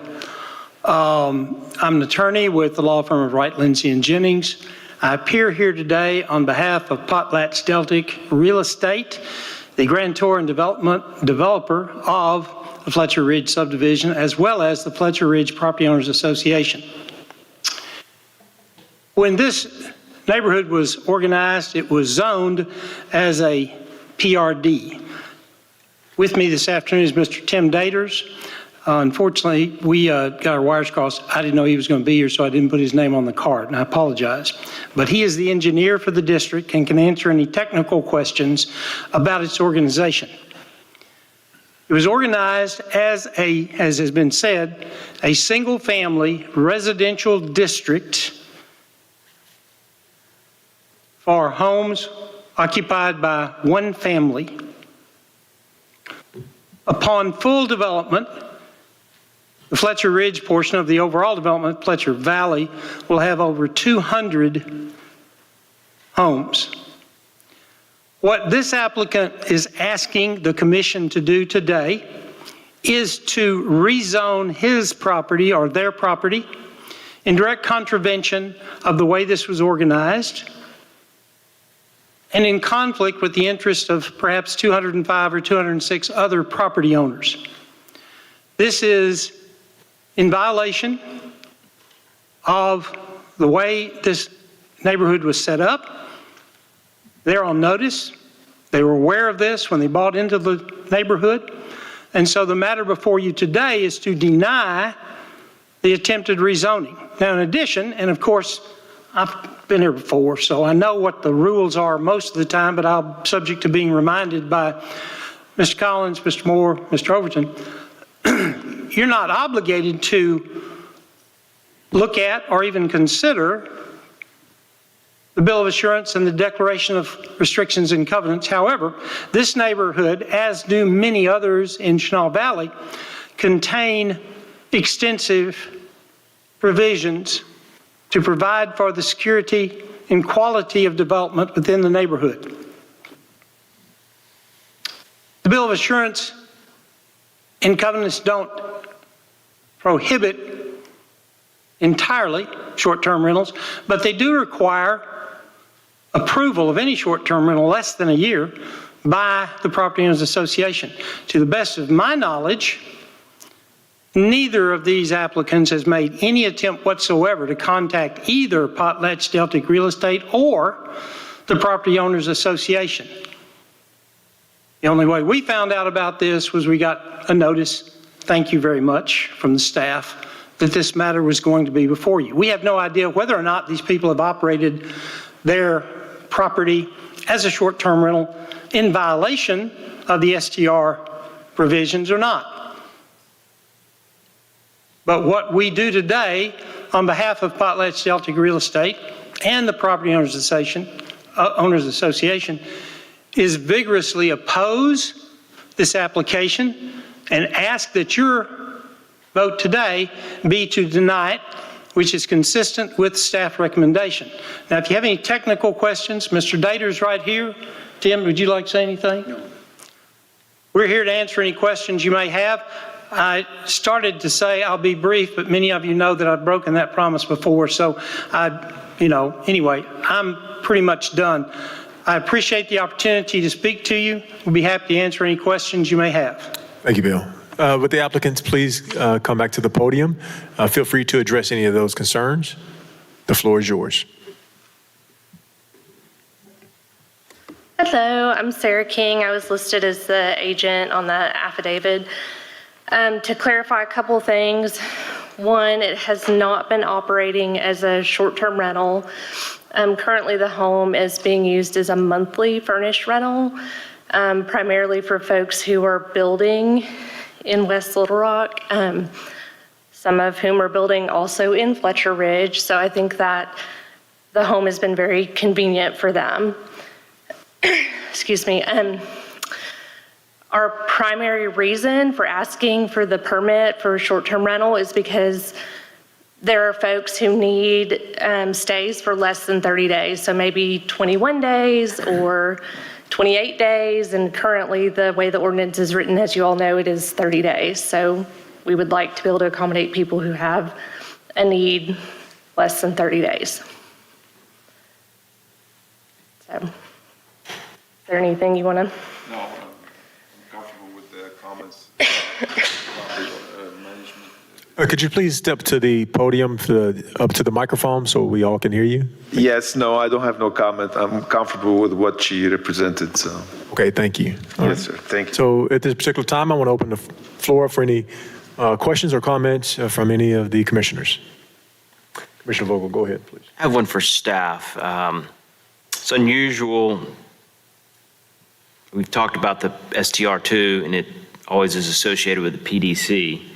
But then we have this PRD that has the planned residential district. And so walk me through that to help me grasp it better, if you don't mind. Yes, we sure can. An item like this actually did come before the Planning Commission recently. It was a planned development, PRD, like the development we have. And it is a special zoning classification. Think of it like it's a conditional approval. When you get a PRD, you have so many years to start acting on the PRD, plan development, and then it is specific to those conditions as approved. Think of like an agreement between the developer and the city is what that is. And so whenever you are inside a planned development, whether it's commercial or residential, whether it's a single lot or multiple lots, if somebody wants to change the aspects of those conditions as approved by the city, then they have to amend the planned development, whether it's one lot and a multiple lot, or even a condition that may be on a planned development to remove one or add one that's on there. So this before you is a single family lot inside an overall residential development that was part of a planned residential development. So therefore, they have to amend the planned residential development for this specific lot.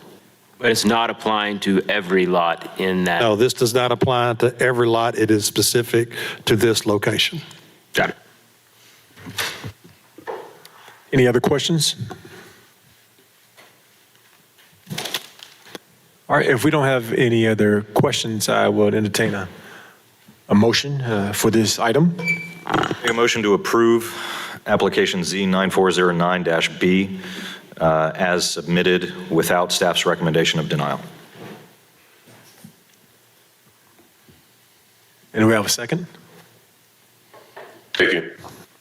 All right, so we have a motion and a second here. Can we please get a roll call for voting? Person? Yes.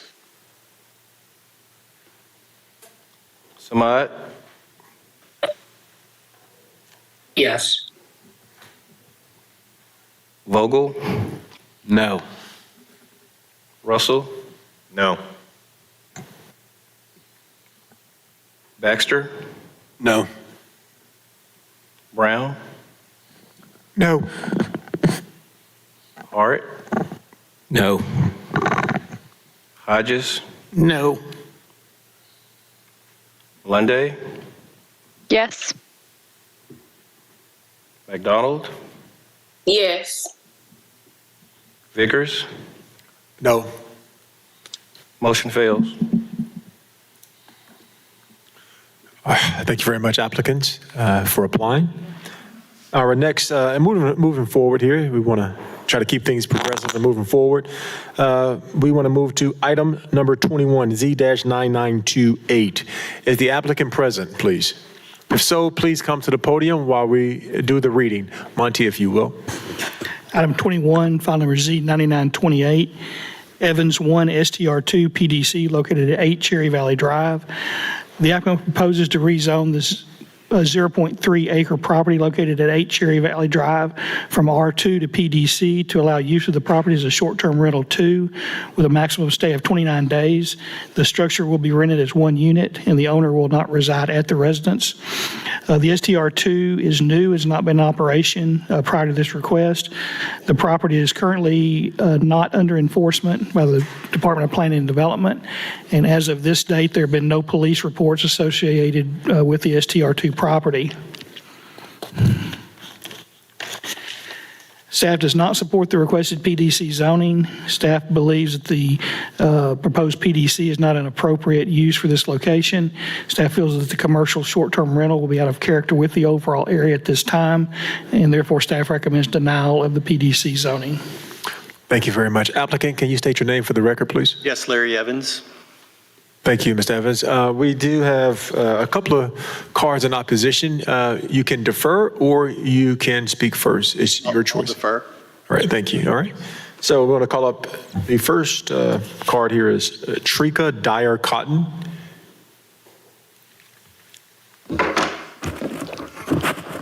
Thank you. Members of the commission, my name is Teresa Dyer Cotton. I'm a member of the Walnut Valley Homes Association Board. We are a board that is in good standing with the Secretary of State. Our articles of incorporation and our Bill of Assurance were filed with the Secretary of State and with the Circuit Clerk in 1971. They continue to be in good standing. Our Bill of Assurance is automatically renewed unless there is an affirmative vote by a percentage of the homeowners in the area to void the Bill of Assurance. So I can tell you that the covenants that run with the land in our neighborhood are in fact valid and binding. Having said all that, if you will indulge me for a moment, I would like to remind you that Walnut Valley was the hardest hit tornado victim in the city of Little Rock in March of 2023. The area in which this application sits is one of the areas that was the hardest hit. Everything north of Breckenridge, west of 430, and east of Shackelford was decimated. The same holds true for the area west of Shackelford, between Breckenridge and the boundary of Walnut Valley subdivision. We have 427 homes in our subdivision. Approximately 200 of those homes were either damaged significantly or destroyed on March 31st. Our lives turned upside down, and I will tell you that there is nothing that prepares you for that. I know my home is now a concrete slab.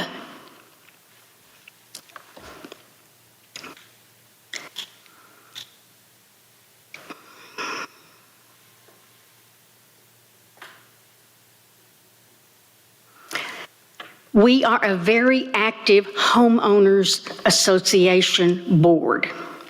We have the will, to oppose anything judicially that runs contrary to our Bill of Assurance. We are zoned R2, which is single-family residential. This would not be a single-family residential use. It would be multiple people coming in and out at odd times, odd days, and odd periods, which is not in keeping with what we are as a neighborhood. A survey was done of the homeowners immediately surrounding 8 Cherry Valley Drive. Those homeowners, 90% of them were in opposition to this application. This area currently is still under construction. We have homes that are there that have been refurbished. We have homes that have been restored, and we have a lot of homes that have been rebuilt. But we still have vacant lots. We are struggling to become the neighborhood that we were on March 30th, 2024. It's bad enough that we currently have to deal with, as a board, an unlicensed Airbnb at 1006 Kings Mountain Drive that has motorcycles noise and parties and renters who are unrestrained in their activities. The homeowner there, the property owner there, is deaf to our requests that it stop the activities going on there, especially in light of the fact that that address is not grandfathered in. It doesn't have a pending application for an Airbnb license, and it continues to be a nuisance. We are beating down the door of the code enforcement office to try to get some action taken there. We have attempted to contact the owner of that property. The agent for the ownership lives in Birmingham, Alabama, and has refused repeatedly to respond to messages, phone numbers, and any kind of contact. We will be issuing a cease and desist letter to that organization next week as a board.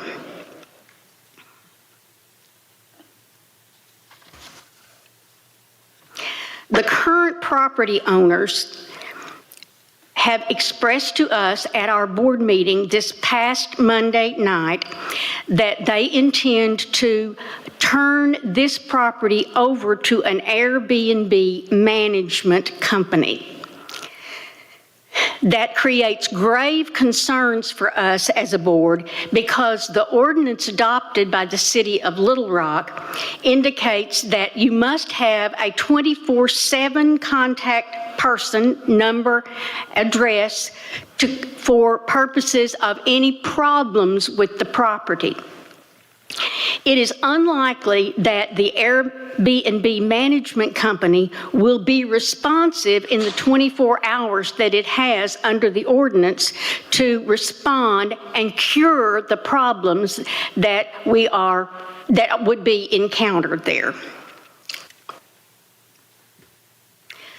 This property has been a midterm and long-term rental in Walnut Valley.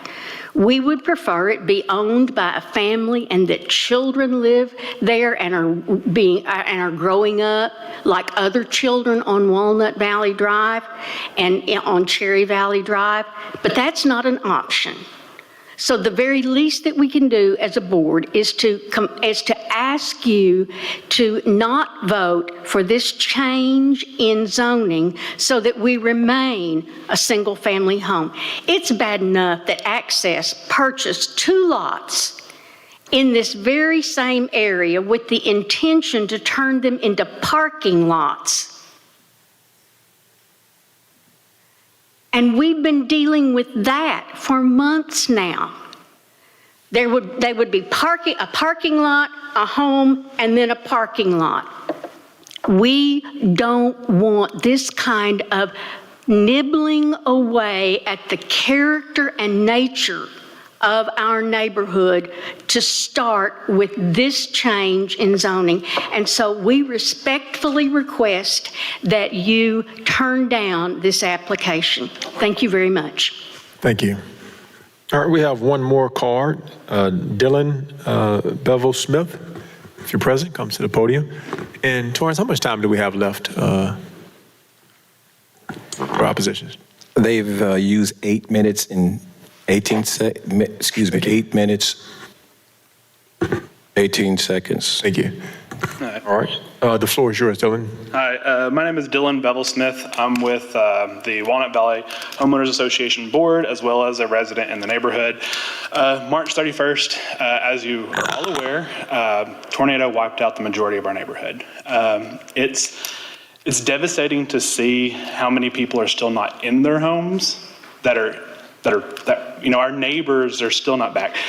What we want is stability in the neighborhood. We want to be able to bring back people who can volunteer their time to help us clean up the areas that still need so much work.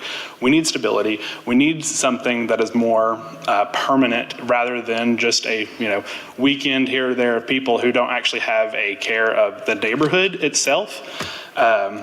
So I am asking that we make sure to vote against this, just in opposition of, we need stability and we desperately need it. One of the things that I want to mention is how Teresa had said that we have an illegal Airbnb that's already operating in Walnut Valley. Again, I just want to mention they have not gone through the proper channels. It's a constant issue. There are several police reports that have been filed against that property. We have been working with the code enforcement, trying to get it shut down. It's an issue. So if that is any insight into what could be in the future if we make an exception for Mr. Evans, which I do want to say his character is amazing. Do not, take it bad. I appreciate you. I've talked to you about that. He's an amazing person, but if we allow one, I feel like we would have to allow for other people as well. And we already have issues with Airbnbs in that neighborhood that are not even legal. So it's already a nightmare to deal with. I do not want to allow that anymore. So I want everybody to take into consideration that we're an area that's still trying to just build our homes. We want people to move back that have a purpose to stay in the neighborhood and that want to make the neighborhood grow. So. Thank you all. Thank you. All right, that's all the cards we have. If we can ask the applicant to come back up, please, and feel free to express of any of the concerns. The floor is yours, Mr. Evans. So, no concerns. I met with the POA earlier this week, and I really didn't receive any opposition in the meeting, but except for the fact that they said, the bylaws or whatever don't allow for short-term rentals. And I'll give on that. But I want to spend a little bit of time because I got 2 more applications coming up here because the homes were destroyed in Walnut Valley and one of them was mine. And we were the first house back up and running because I own a construction company. And not only was our house the first up and back to normal, I have 4 widows that live around me, 1 on both sides and 2 across the street. And my neighbor was taken by a contractor and lost a lot of her money, her insurance money. And I stepped in and finished her house for her. I took care of the lady across the street's house, and all 4 ladies, I took care of their houses and got them back up and running when other contractors wouldn't address these people because they weren't big enough or there was a lot going on. So just, to say that we are a good neighbor. I don't want to be associated with the short-term rental that she talked about that's illegal. That's not me. And I have two others that have been acting as a long-term or a short-term rental, and I've had no issues. And this house that we're talking about currently has been a rental for 5 years, and I've had no issues. And if there was an issue, like the yard gets getting too high or whatever, then they all have my phone number. I take care of it quickly, and we're going to write a letter to you guys today, but I didn't know I was going to have opposition. But they were going to write in support. So the 4 ladies around me support me doing this. Just not the board. I think their 90% is voting, is generalizing the short-term rental market, if you will. And I think I got thrown in that generalization, which is fine, but if the bylaws don't allow it, I won't fight that. But I just want to make sure you guys know that we are a good neighbor for this community. I think these 2 people would support that. And we'll withdraw this if that's the case, but I want to make sure you knew that before we went to the next 2 rentals.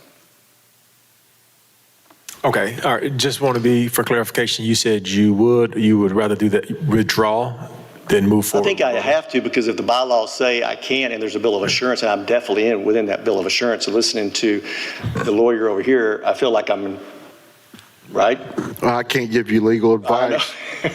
We can change the zoning for you, but it sounds to me like they're pretty adamant that if you do this, you're going to they're coming out. Right. So I'm not going to fight them, but I just want you guys to know as a group that this generalization that you heard from Teresa and from is not me. It was the illegal short-term rental. My home is a rental.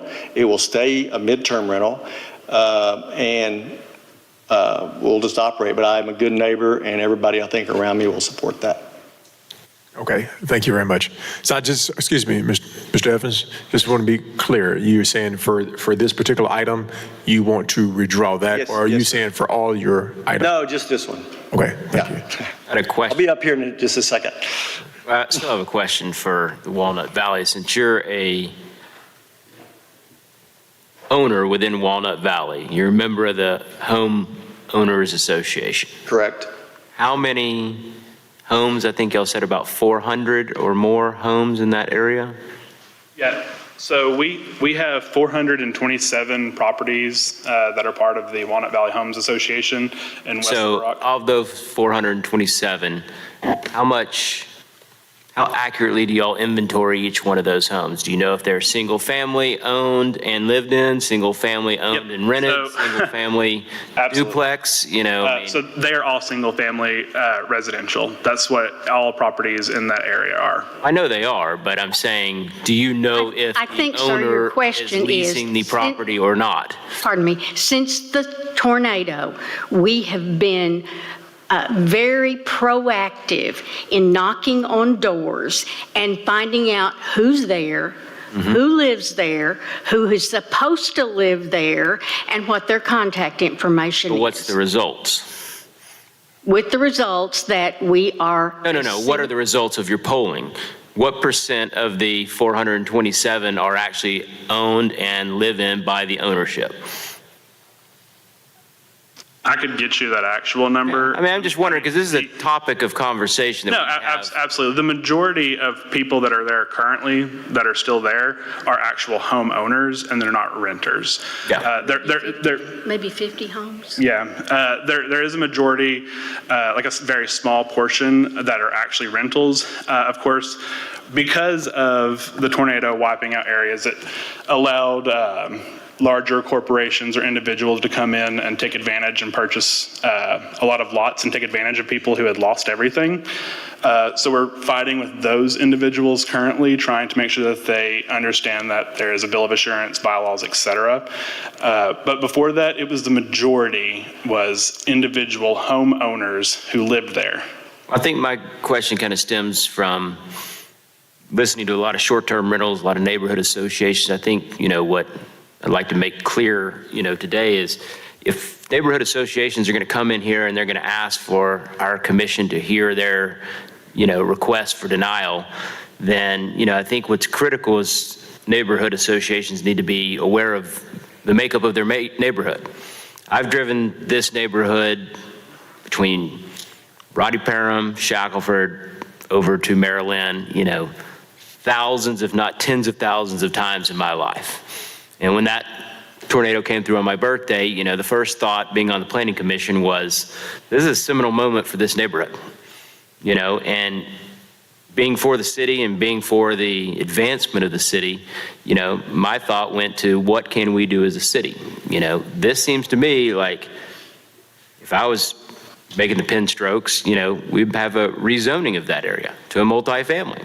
I know that there would be a lot of opposition from that neighborhood, but, when you have a big event like you had, what can the city become? And I don't want to, the gentleman's already said he's going to pull his application, but it's more about how can we help the future neighborhoods come in here and be prepared, and having that information of like, we know there's 427 homes. We know 227 of them are owned and live in by the ownership. We know 50 of them are long-term rentals. We know, or don't know rather, the other remaining status. And that would be very helpful for us in making decisions. So Absolutely. I think that if the city could actually provide guidance and assistance with making sure that the data is correct on the websites, that would help us gather that info. Because every day an individual will sell their property to, literally every other day it's getting sold. And then we're having to track down that information because it's not being relayed on the website correctly. So it has been a full-time job trying to keep that data correct. But yeah, I completely agree with you that it's great to have that information. That's very helpful. The one thing that I will say to take into consideration is that we already have issues with police force being able to keep up. We want homes back that in a neighborhood that it's individual. We don't want more stuff that's going to cause additional issues and more crime in our neighborhood. All right. Thank you, Commissioner. Thank If you. I could follow up on that, I think that I've lived in that neighborhood 30 years. Well, I did until March 31st. But I think there's about 50 out of 427 homes that are not lived in by the owner. by law, Probably less than that. by ordinance, if you have a rental property that's residential, you're supposed to report to the city if you have a rental within 3 years. And then Well, they haven't done that. We can guarantee you that's a that different because we've department's been issue. diligent in searching the records. that's a different issue for this. And again, I do want to speak just for a quick moment on Mr. Evans' character. Again, I agree that he is an amazing neighbor in terms of maintaining his rental property and stuff. It's been phenomenal. However, again, we've had issues, with other people who aren't, they don't keep up with properties and stuff. But I do want to speak on his character. He has been phenomenal to be with. Thank you. Mr. Evans, could you come back up to the podium, please? Go ahead, Monty. I was going to ask Mr. Overton if we need a vote on this. Okay, correct. So just for the record, Mr. Evans, you would like to withdraw this particular item? Yes, Is that sir. correct? Yes, sir. Okay, good. All right, so we can get a motion for the withdrawal of item number 21. Motion to accept the applicant's withdrawal without prejudice. Second. All right, we have a motion and a second for withdrawal for item 21Z-9928. Can I get a roll call for voting, please? Vogel, Yes. Russell, Aye. Baxter, Yes. Brown, Yes. Hart, Yes.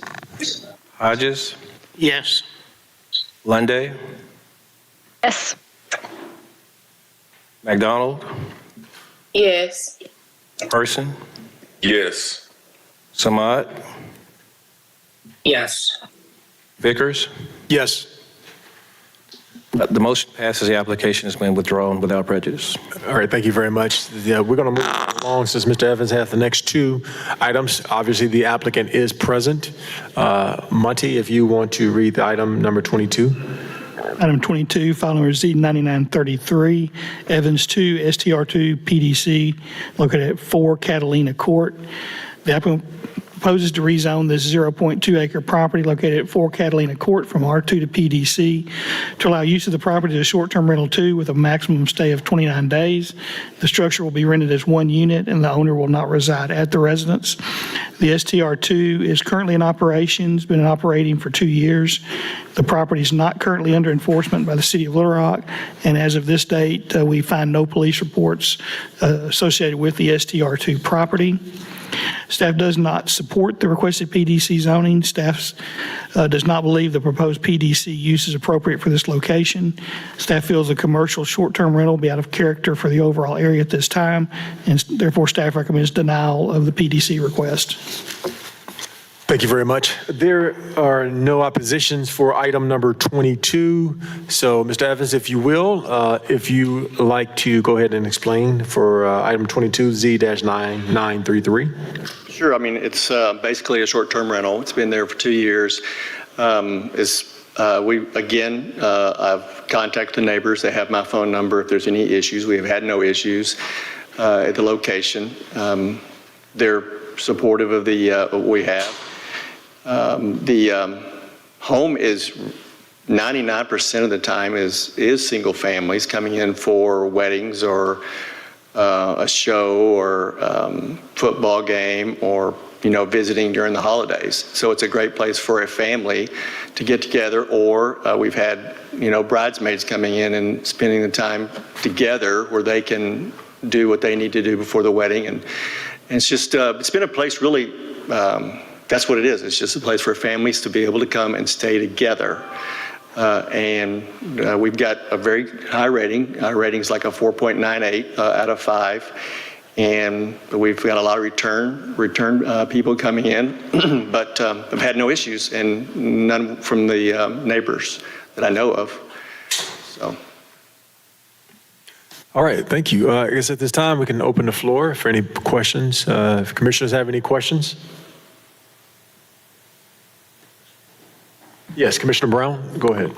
What was the reason for the staff's recommendation for denial on this one? What was the logic on that, please? It's a BOA. Out of character with the neighborhood. Okay. You want to get? I'm a little confused because it says here violation of the subdivision bill of assurance. And we just had Attorney Overton talk about that and how that really is going to go down a rabbit hole, but it's been brought up in this report. So, I mean, I'm just kind of trying to figure out, why is this not a rabbit hole? That's directed towards staff. Commissioner McDonald? Well, Yes, it is. I'm sorry. I can address the recommendation. I've made statements to the board, and I think I made the statement previously for short-term rentals. The intent was, when we originally set this up, to really be local-driven or neighborhood-driven, to make sure we notify the neighborhoods. We also added through our zoning process a little bit before short-term rentals come in.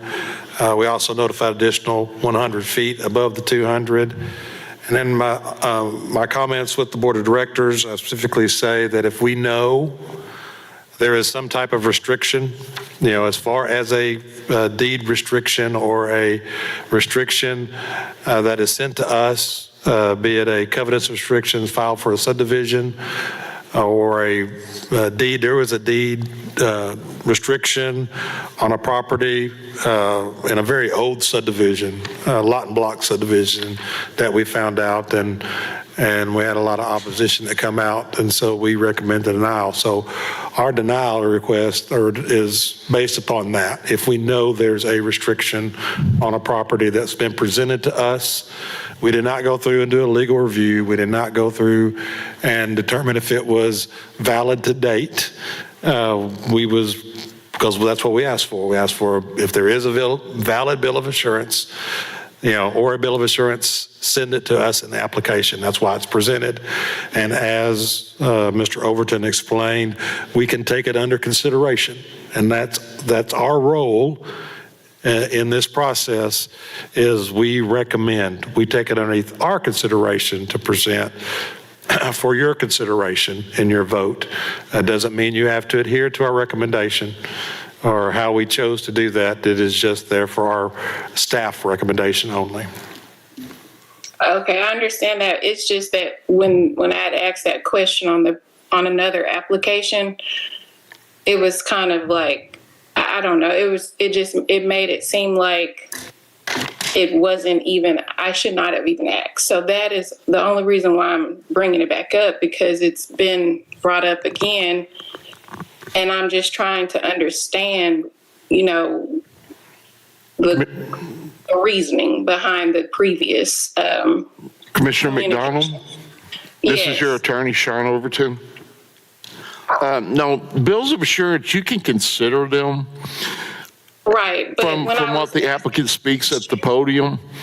But in the overall scheme of things, you want to look at public safety, health, welfare, traffic, noise, those types of things, because if you're making your decision has to be rationally based. And Jamie just stated on the record that they don't even look to see if they're valid or not. So he's making a recommendation based on a document that hasn't even been legally reviewed. So when I say I want to exercise extreme caution when y'all vote on property owner association agreements or board of bill of assurances, it's because I don't want you acting arbitrary and capricious. Because if we have a lot on the record in regards to a bill of assurance that we haven't went through a legal review on, if it gets appealed to circuit court and the judge finds that the document was illegal and the primary reason y'all voted on a particular application was because of a bill of assurance, that's the very definition of arbitrary and capricious. Okay, I was just mentioning it because I kind of felt like I should not have even asked the question. So that is why I was bringing it up again, because it was the previous application. I really could not get my full question asked because you kind of cut me off in the middle of my question.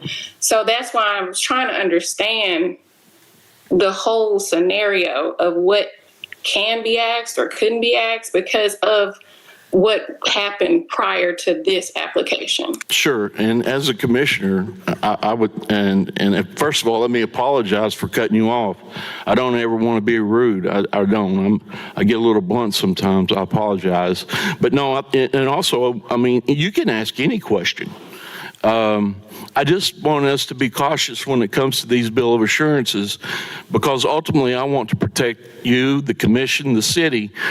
The Planning Commission has never been found to be arbitrary and capricious because the commissioners, including yourself and the chair, does a very good job when you make decisions that they're rationally based and they're not arbitrary and capricious.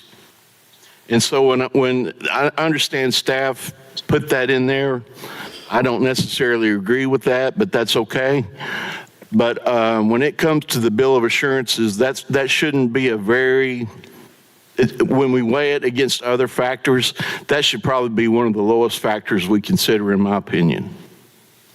And I apologize for cutting you off, and I certainly didn't want to make it appear that your question was invalid, and if I did that, I apologize.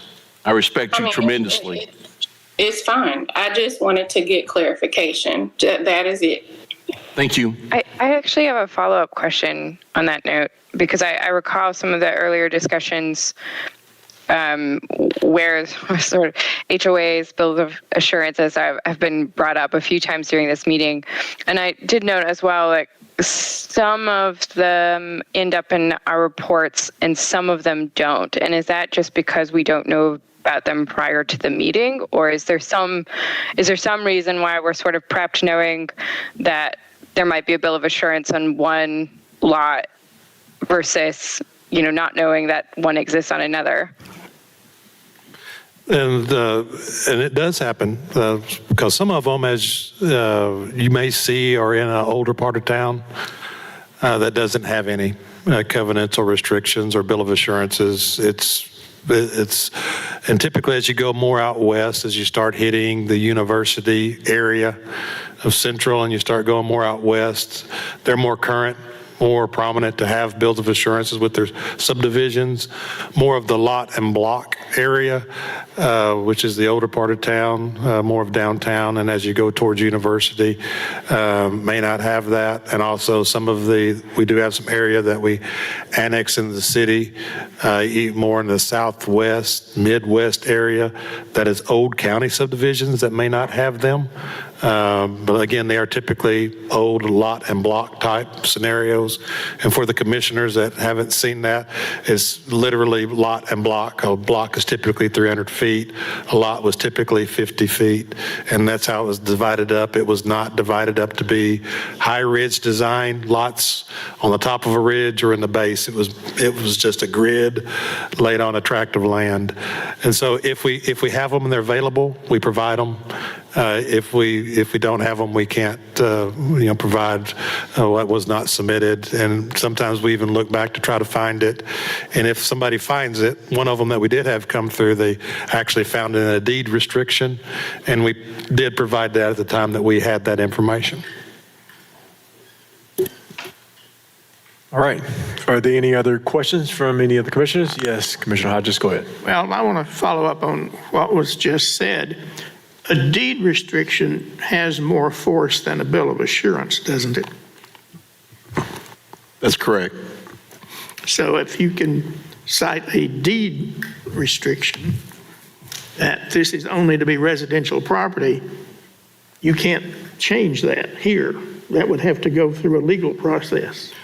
No, you would only change the zoning designation, and if there is a restriction in the deed, then that would have to be something that the grantor or the person that had a future interest or a person that had a past interest or a reversionary interest would have to deal with. Okay, thank you. All right, do we have any other questions? If not, we can entertain a motion for this item. Make a motion to approve application Z9933 for Catalina Court as submitted without staff's recommendations for denial. Do we have a second? Second. All right, we have a motion and a second for item number 22. Can we please have a roll call for a vote, please? Russell? Aye. Baxter? Yes. Brown? Yes. Hart? Yes.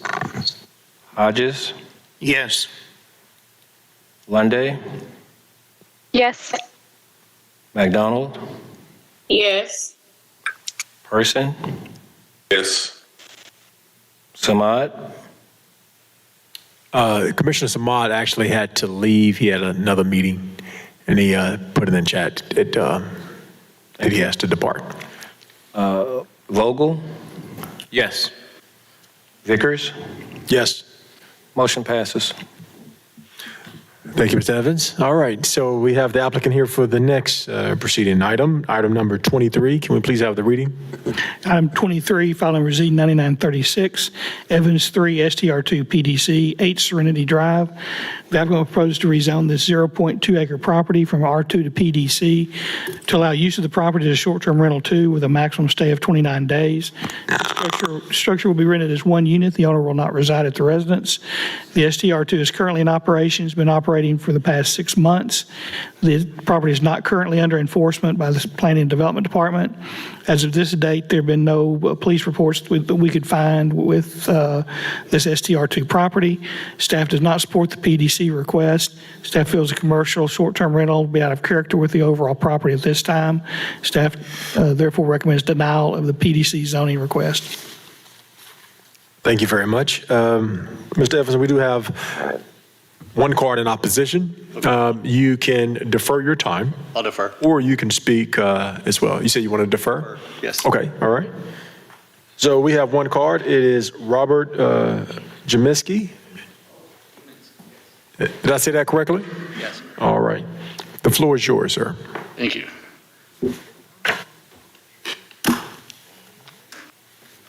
Good evening, Commissioners. Thank you for this opportunity. My name is Robert Jiminski. This is my wife, Patricia. We live at 3 Serenity Drive, across the street, maybe 2 houses down from 8. And we oppose the application for a short-term rental. We are authorized to relay that number 5 Serenity, number 9 Serenity also oppose this. I don't really speak for number 6.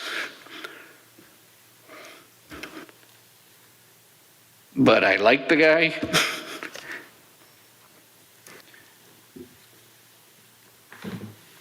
And his wife recently passed away, so he's dealing with that. Anyway, I'd like to just take a few moments to highlight, we've been talking about these Airbnbs and stuff. I'd like to highlight the residential nature of our neighborhood that we have. My wife and I have lived there for 30 years. It's a nice neighborhood. A lot of us know each other. We take care of each other, pick up Amazon boxes, get each other's mail, watch each other's place. It's all about connections. I understand, we have some long-term rentals in there, but you connect still with those people. They still go to school. They still have kids. They still, you don't have those connections with, these, I don't know what you want to call it, mini motels or whatever they are. You're not going to have those kind of connections. We have school buses coming down for the kids. We got a good age distribution. We got walkers with dogs. You got me, I like to ride my bike around there. And you're essentially throwing a business in the middle of a residential area. You're going to have increased, you got worries, increased noise, increased crime, decreased property values. Mr. Evans is supposed to be a real nice guy. He's not my neighbor. He's not going to be living there. He's trying to pawn off on some Airbnb management company. So I doubt if they're going to be real nice.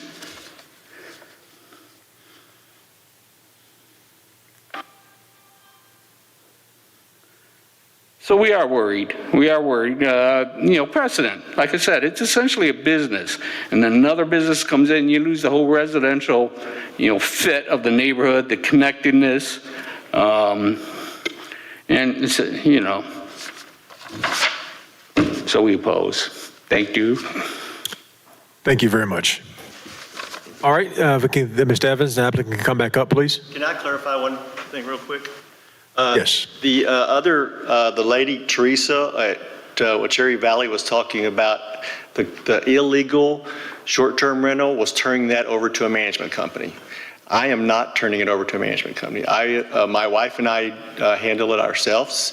And again, the same in this neighborhood. I've got connections in the neighborhoods. The kid across the street mows my yard and takes care of all my houses. And so we've made connections with but I'm going to manage it. It will not be turned over, and I will still care about the property. So just want to make sure that's clear, that it didn't get confused with what Teresa was talking about.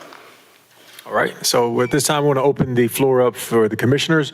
If you have any particular questions on this item number. Commissioner Brown? This is the applicant.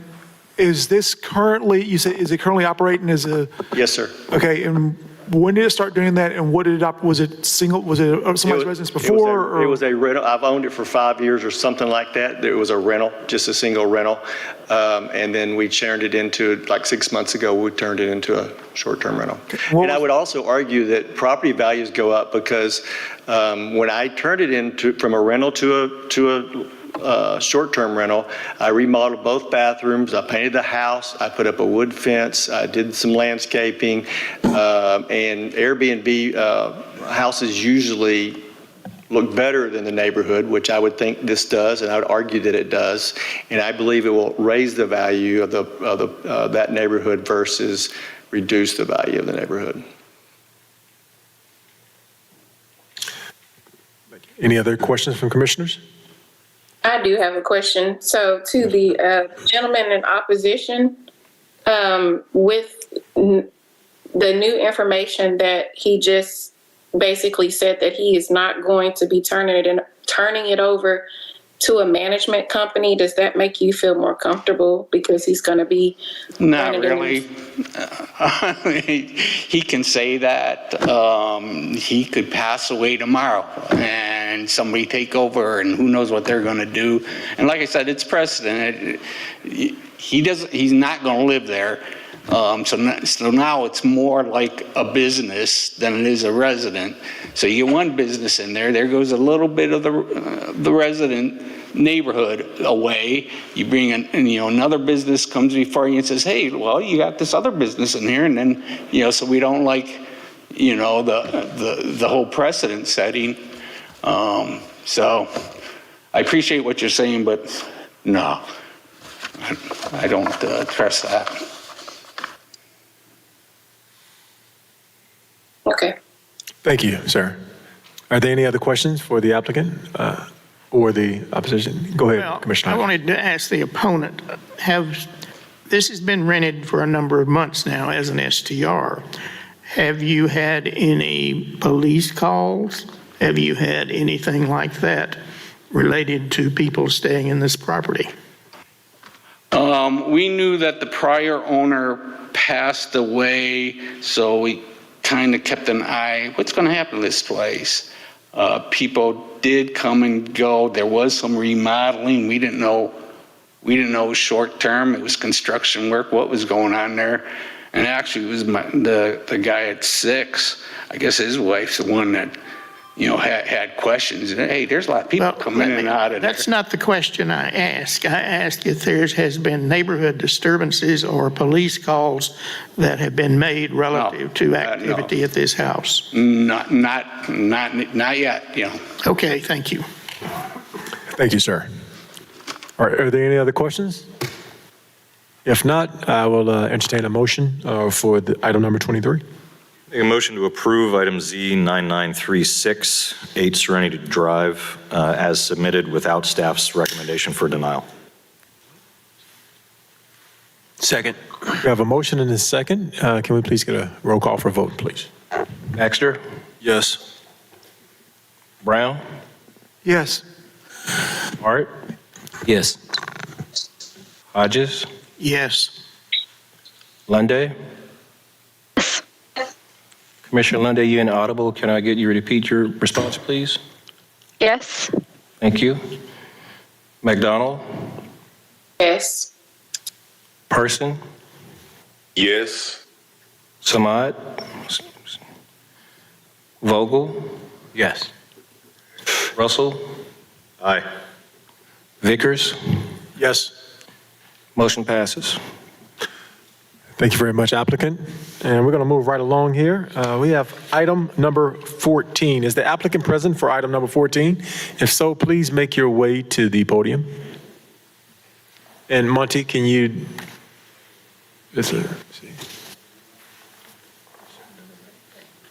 Monty, can you please provide the reading, please? Pardon me? Mr. Chair, could we ask if the opposition, I think you have one card on this. Yes, one card there. Is the opposition It is here? Michelle Ray. She left? Mr. Chair, this was on the consent agenda for Yeah, this was on the approval. It was consent, only yes. pulled because of that card. Okay. So if the opposition is not here, do we go ahead and just vote on it? Or can we, or Unless it's you wanna- already been? Unless you want to discuss it, you could go straight to a vote. No. Let us not no. discuss it. No, let's go straight to the, I'd like to get a motion for item number 14. No, it was on the consent It was agenda. I'll already- make a motion to approve item Z7517-C, Highway 10 mini storage, as originally on the consent agenda. Do we have a second? Second. We have a motion and a second here. Can we get a roll call for voting, please? Brown? Yes. Hart? Yes. Hodges? Yes. Lunday? Yes. McDonald? Yes. Person? Yes. Samad? Vogel? Yes. Russell? Aye. Baxter? Yes. Vickers? Yes. Motion passes. All right. Thanks, Thank you applicant. very much, sir. Sorry you had to wait that time, but thank you very much for your patience. All right. Our last and final action item here for the evening is item number 28. Is the applicant present for item number 28? The applicant left. Oh, wow. Saw they're Okay. probably on the consent agenda. All right, so we had one card in opposition. Ann Callaway. Applicant's gone. Applicant's gone, and opposition's opposition. not here either. So just asking, just for reference, how do we handle that? Do they have to come back for that, or can we make a motion to go ahead and approve it since it was on the consent agenda?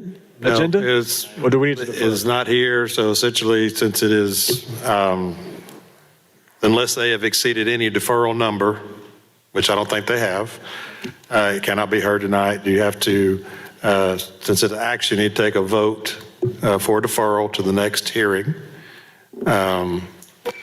But it cannot be discussed, and it cannot be acted upon in that manner. It has to be deferred.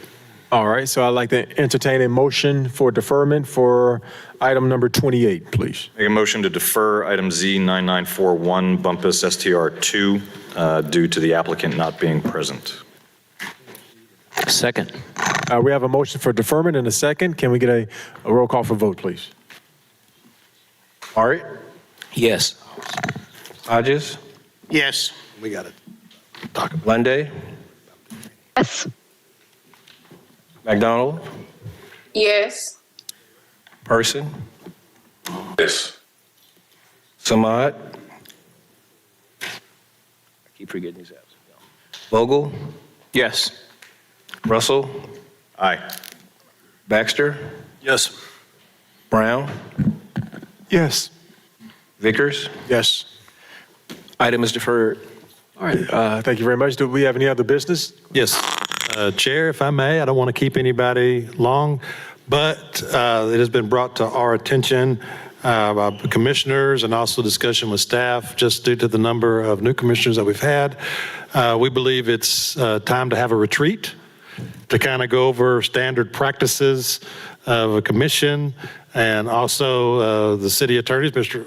Overton will be joining us in that to kind of talk through some of the cases that's come before that does affect how we approve items before the commission. And so I would like to entertain with the commission setting of that, just general times, general like weekend, Saturday, Friday, during the day. You know, the time we need to have it doesn't have to happen today, but we need to make a decision, I believe, in the near future to come up with a time. I can send that to the commission as a secretary and kind of work through that time frame, if that is okay with the commission. Can we set up a poll for that with several days? And Yes, we can, because we can make that public for anybody who wants to see anything, so we can do that. And when Go ahead. when we say retreat, is this like 2 hours, 20 hours? What is actually the time commitment for this? Not 20. Well, right, I said, speak God, I hope not. I mean, but realistically, what kind of, like, what realistically are we looking at? Because that impacts the time. Yeah, typically what we've done is it's around the lunchtime thing, so we kind of show up, what we're seeing about 9, 10 o'clock. We work through it, we feed everybody, and then we are done usually about 2, 3 o'clock to kind of go through some of that stuff. So I would say around 5 to 6 hours. And we've had during the day, I think one of them was on a Friday, if I remember correctly. We try to do it, but it doesn't have to be on those. It could be on a Saturday, because we have to pick the venue too, where we can have this for it. If we can get a few options to see, and I think the board, I'm definitely in favor for it. Okay, I can for different times. So we can prepare something. Is that something that we want to mention on the next item agenda? Or are you saying we want to get this done before the next meeting? Well, this is internal for the commission only. It is not a legal action to take for planning commission on an item so it can be discussed. We just need to document it since we're actually trying to find a time and place. Yes, okay. And several commissioners are going to be at that location, so we will notify, but it's not an action meeting. Okay. All right, sounds good. Any other business? Well, if I would like to know what paragraph E and all of those are. I have gotten no information given to me about what all of those things are since I started here. They're in the agenda. They're not on mine. I've never gotten them. They're sent a link. Yeah, we do that. Okay. If there's not any other business, this meeting is adjourned. I had a question, but I'm sorry. I didn't see that, Commissioner McDonald. I'm so sorry about that. Before we adjourn, Commissioner McDonald, please go ahead. I'm sorry about that. I did not see that. That's okay. I just wanted to ask just a quick question. All I get. Oh, we have a question on the table. Well, that's. Go ahead, Commissioner I'm McDonald. sorry. I thought that was somebody talking to me. Now, this is kind of directed to Mr. Overton, the attorney. Are you still there? Yes, ma'am. Okay. It came up briefly, and I just wanted to ask this just to make sure that I just want to make sure the public is aware. The where the gentleman had to withdraw, is that something that the public is aware of before they even start their before they start their application process for short-term rentals or anything that you could possibly have some type of other legal matters come up, even if your application is approved? Because I don't know if everyone is aware of that, and I just wouldn't want people to think, well, the planning commission approved it, so I can do this. What gives them the right to come after me after it's been approved? So I just wanted to ask that question because I didn't know if the public is aware of that. Commissioner McDonald, I think that's a great point, and I am troubled about us making recommendations for denial based upon bill of assurance agreements that we haven't done a legal review on, because I do want to protect this commission from arbitrary and capricious decisions. We've been sued many times for planning commission things, but this commission is always, every decision y'all have made has been upheld as being rationally based. And so in regards to the bill of assurance, I do think that we could, I don't know how we do it.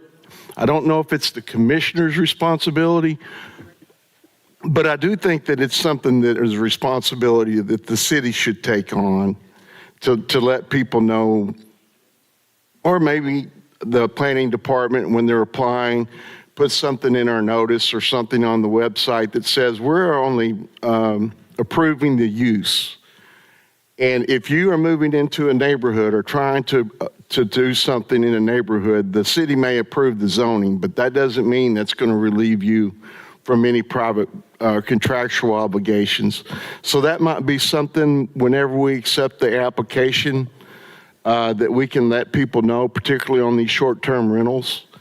And that's something Jamie and I could talk about and talk about it with the mayor and talk about it with our city attorney and maybe get something on the website or make that part of the application process if you think that would be helpful.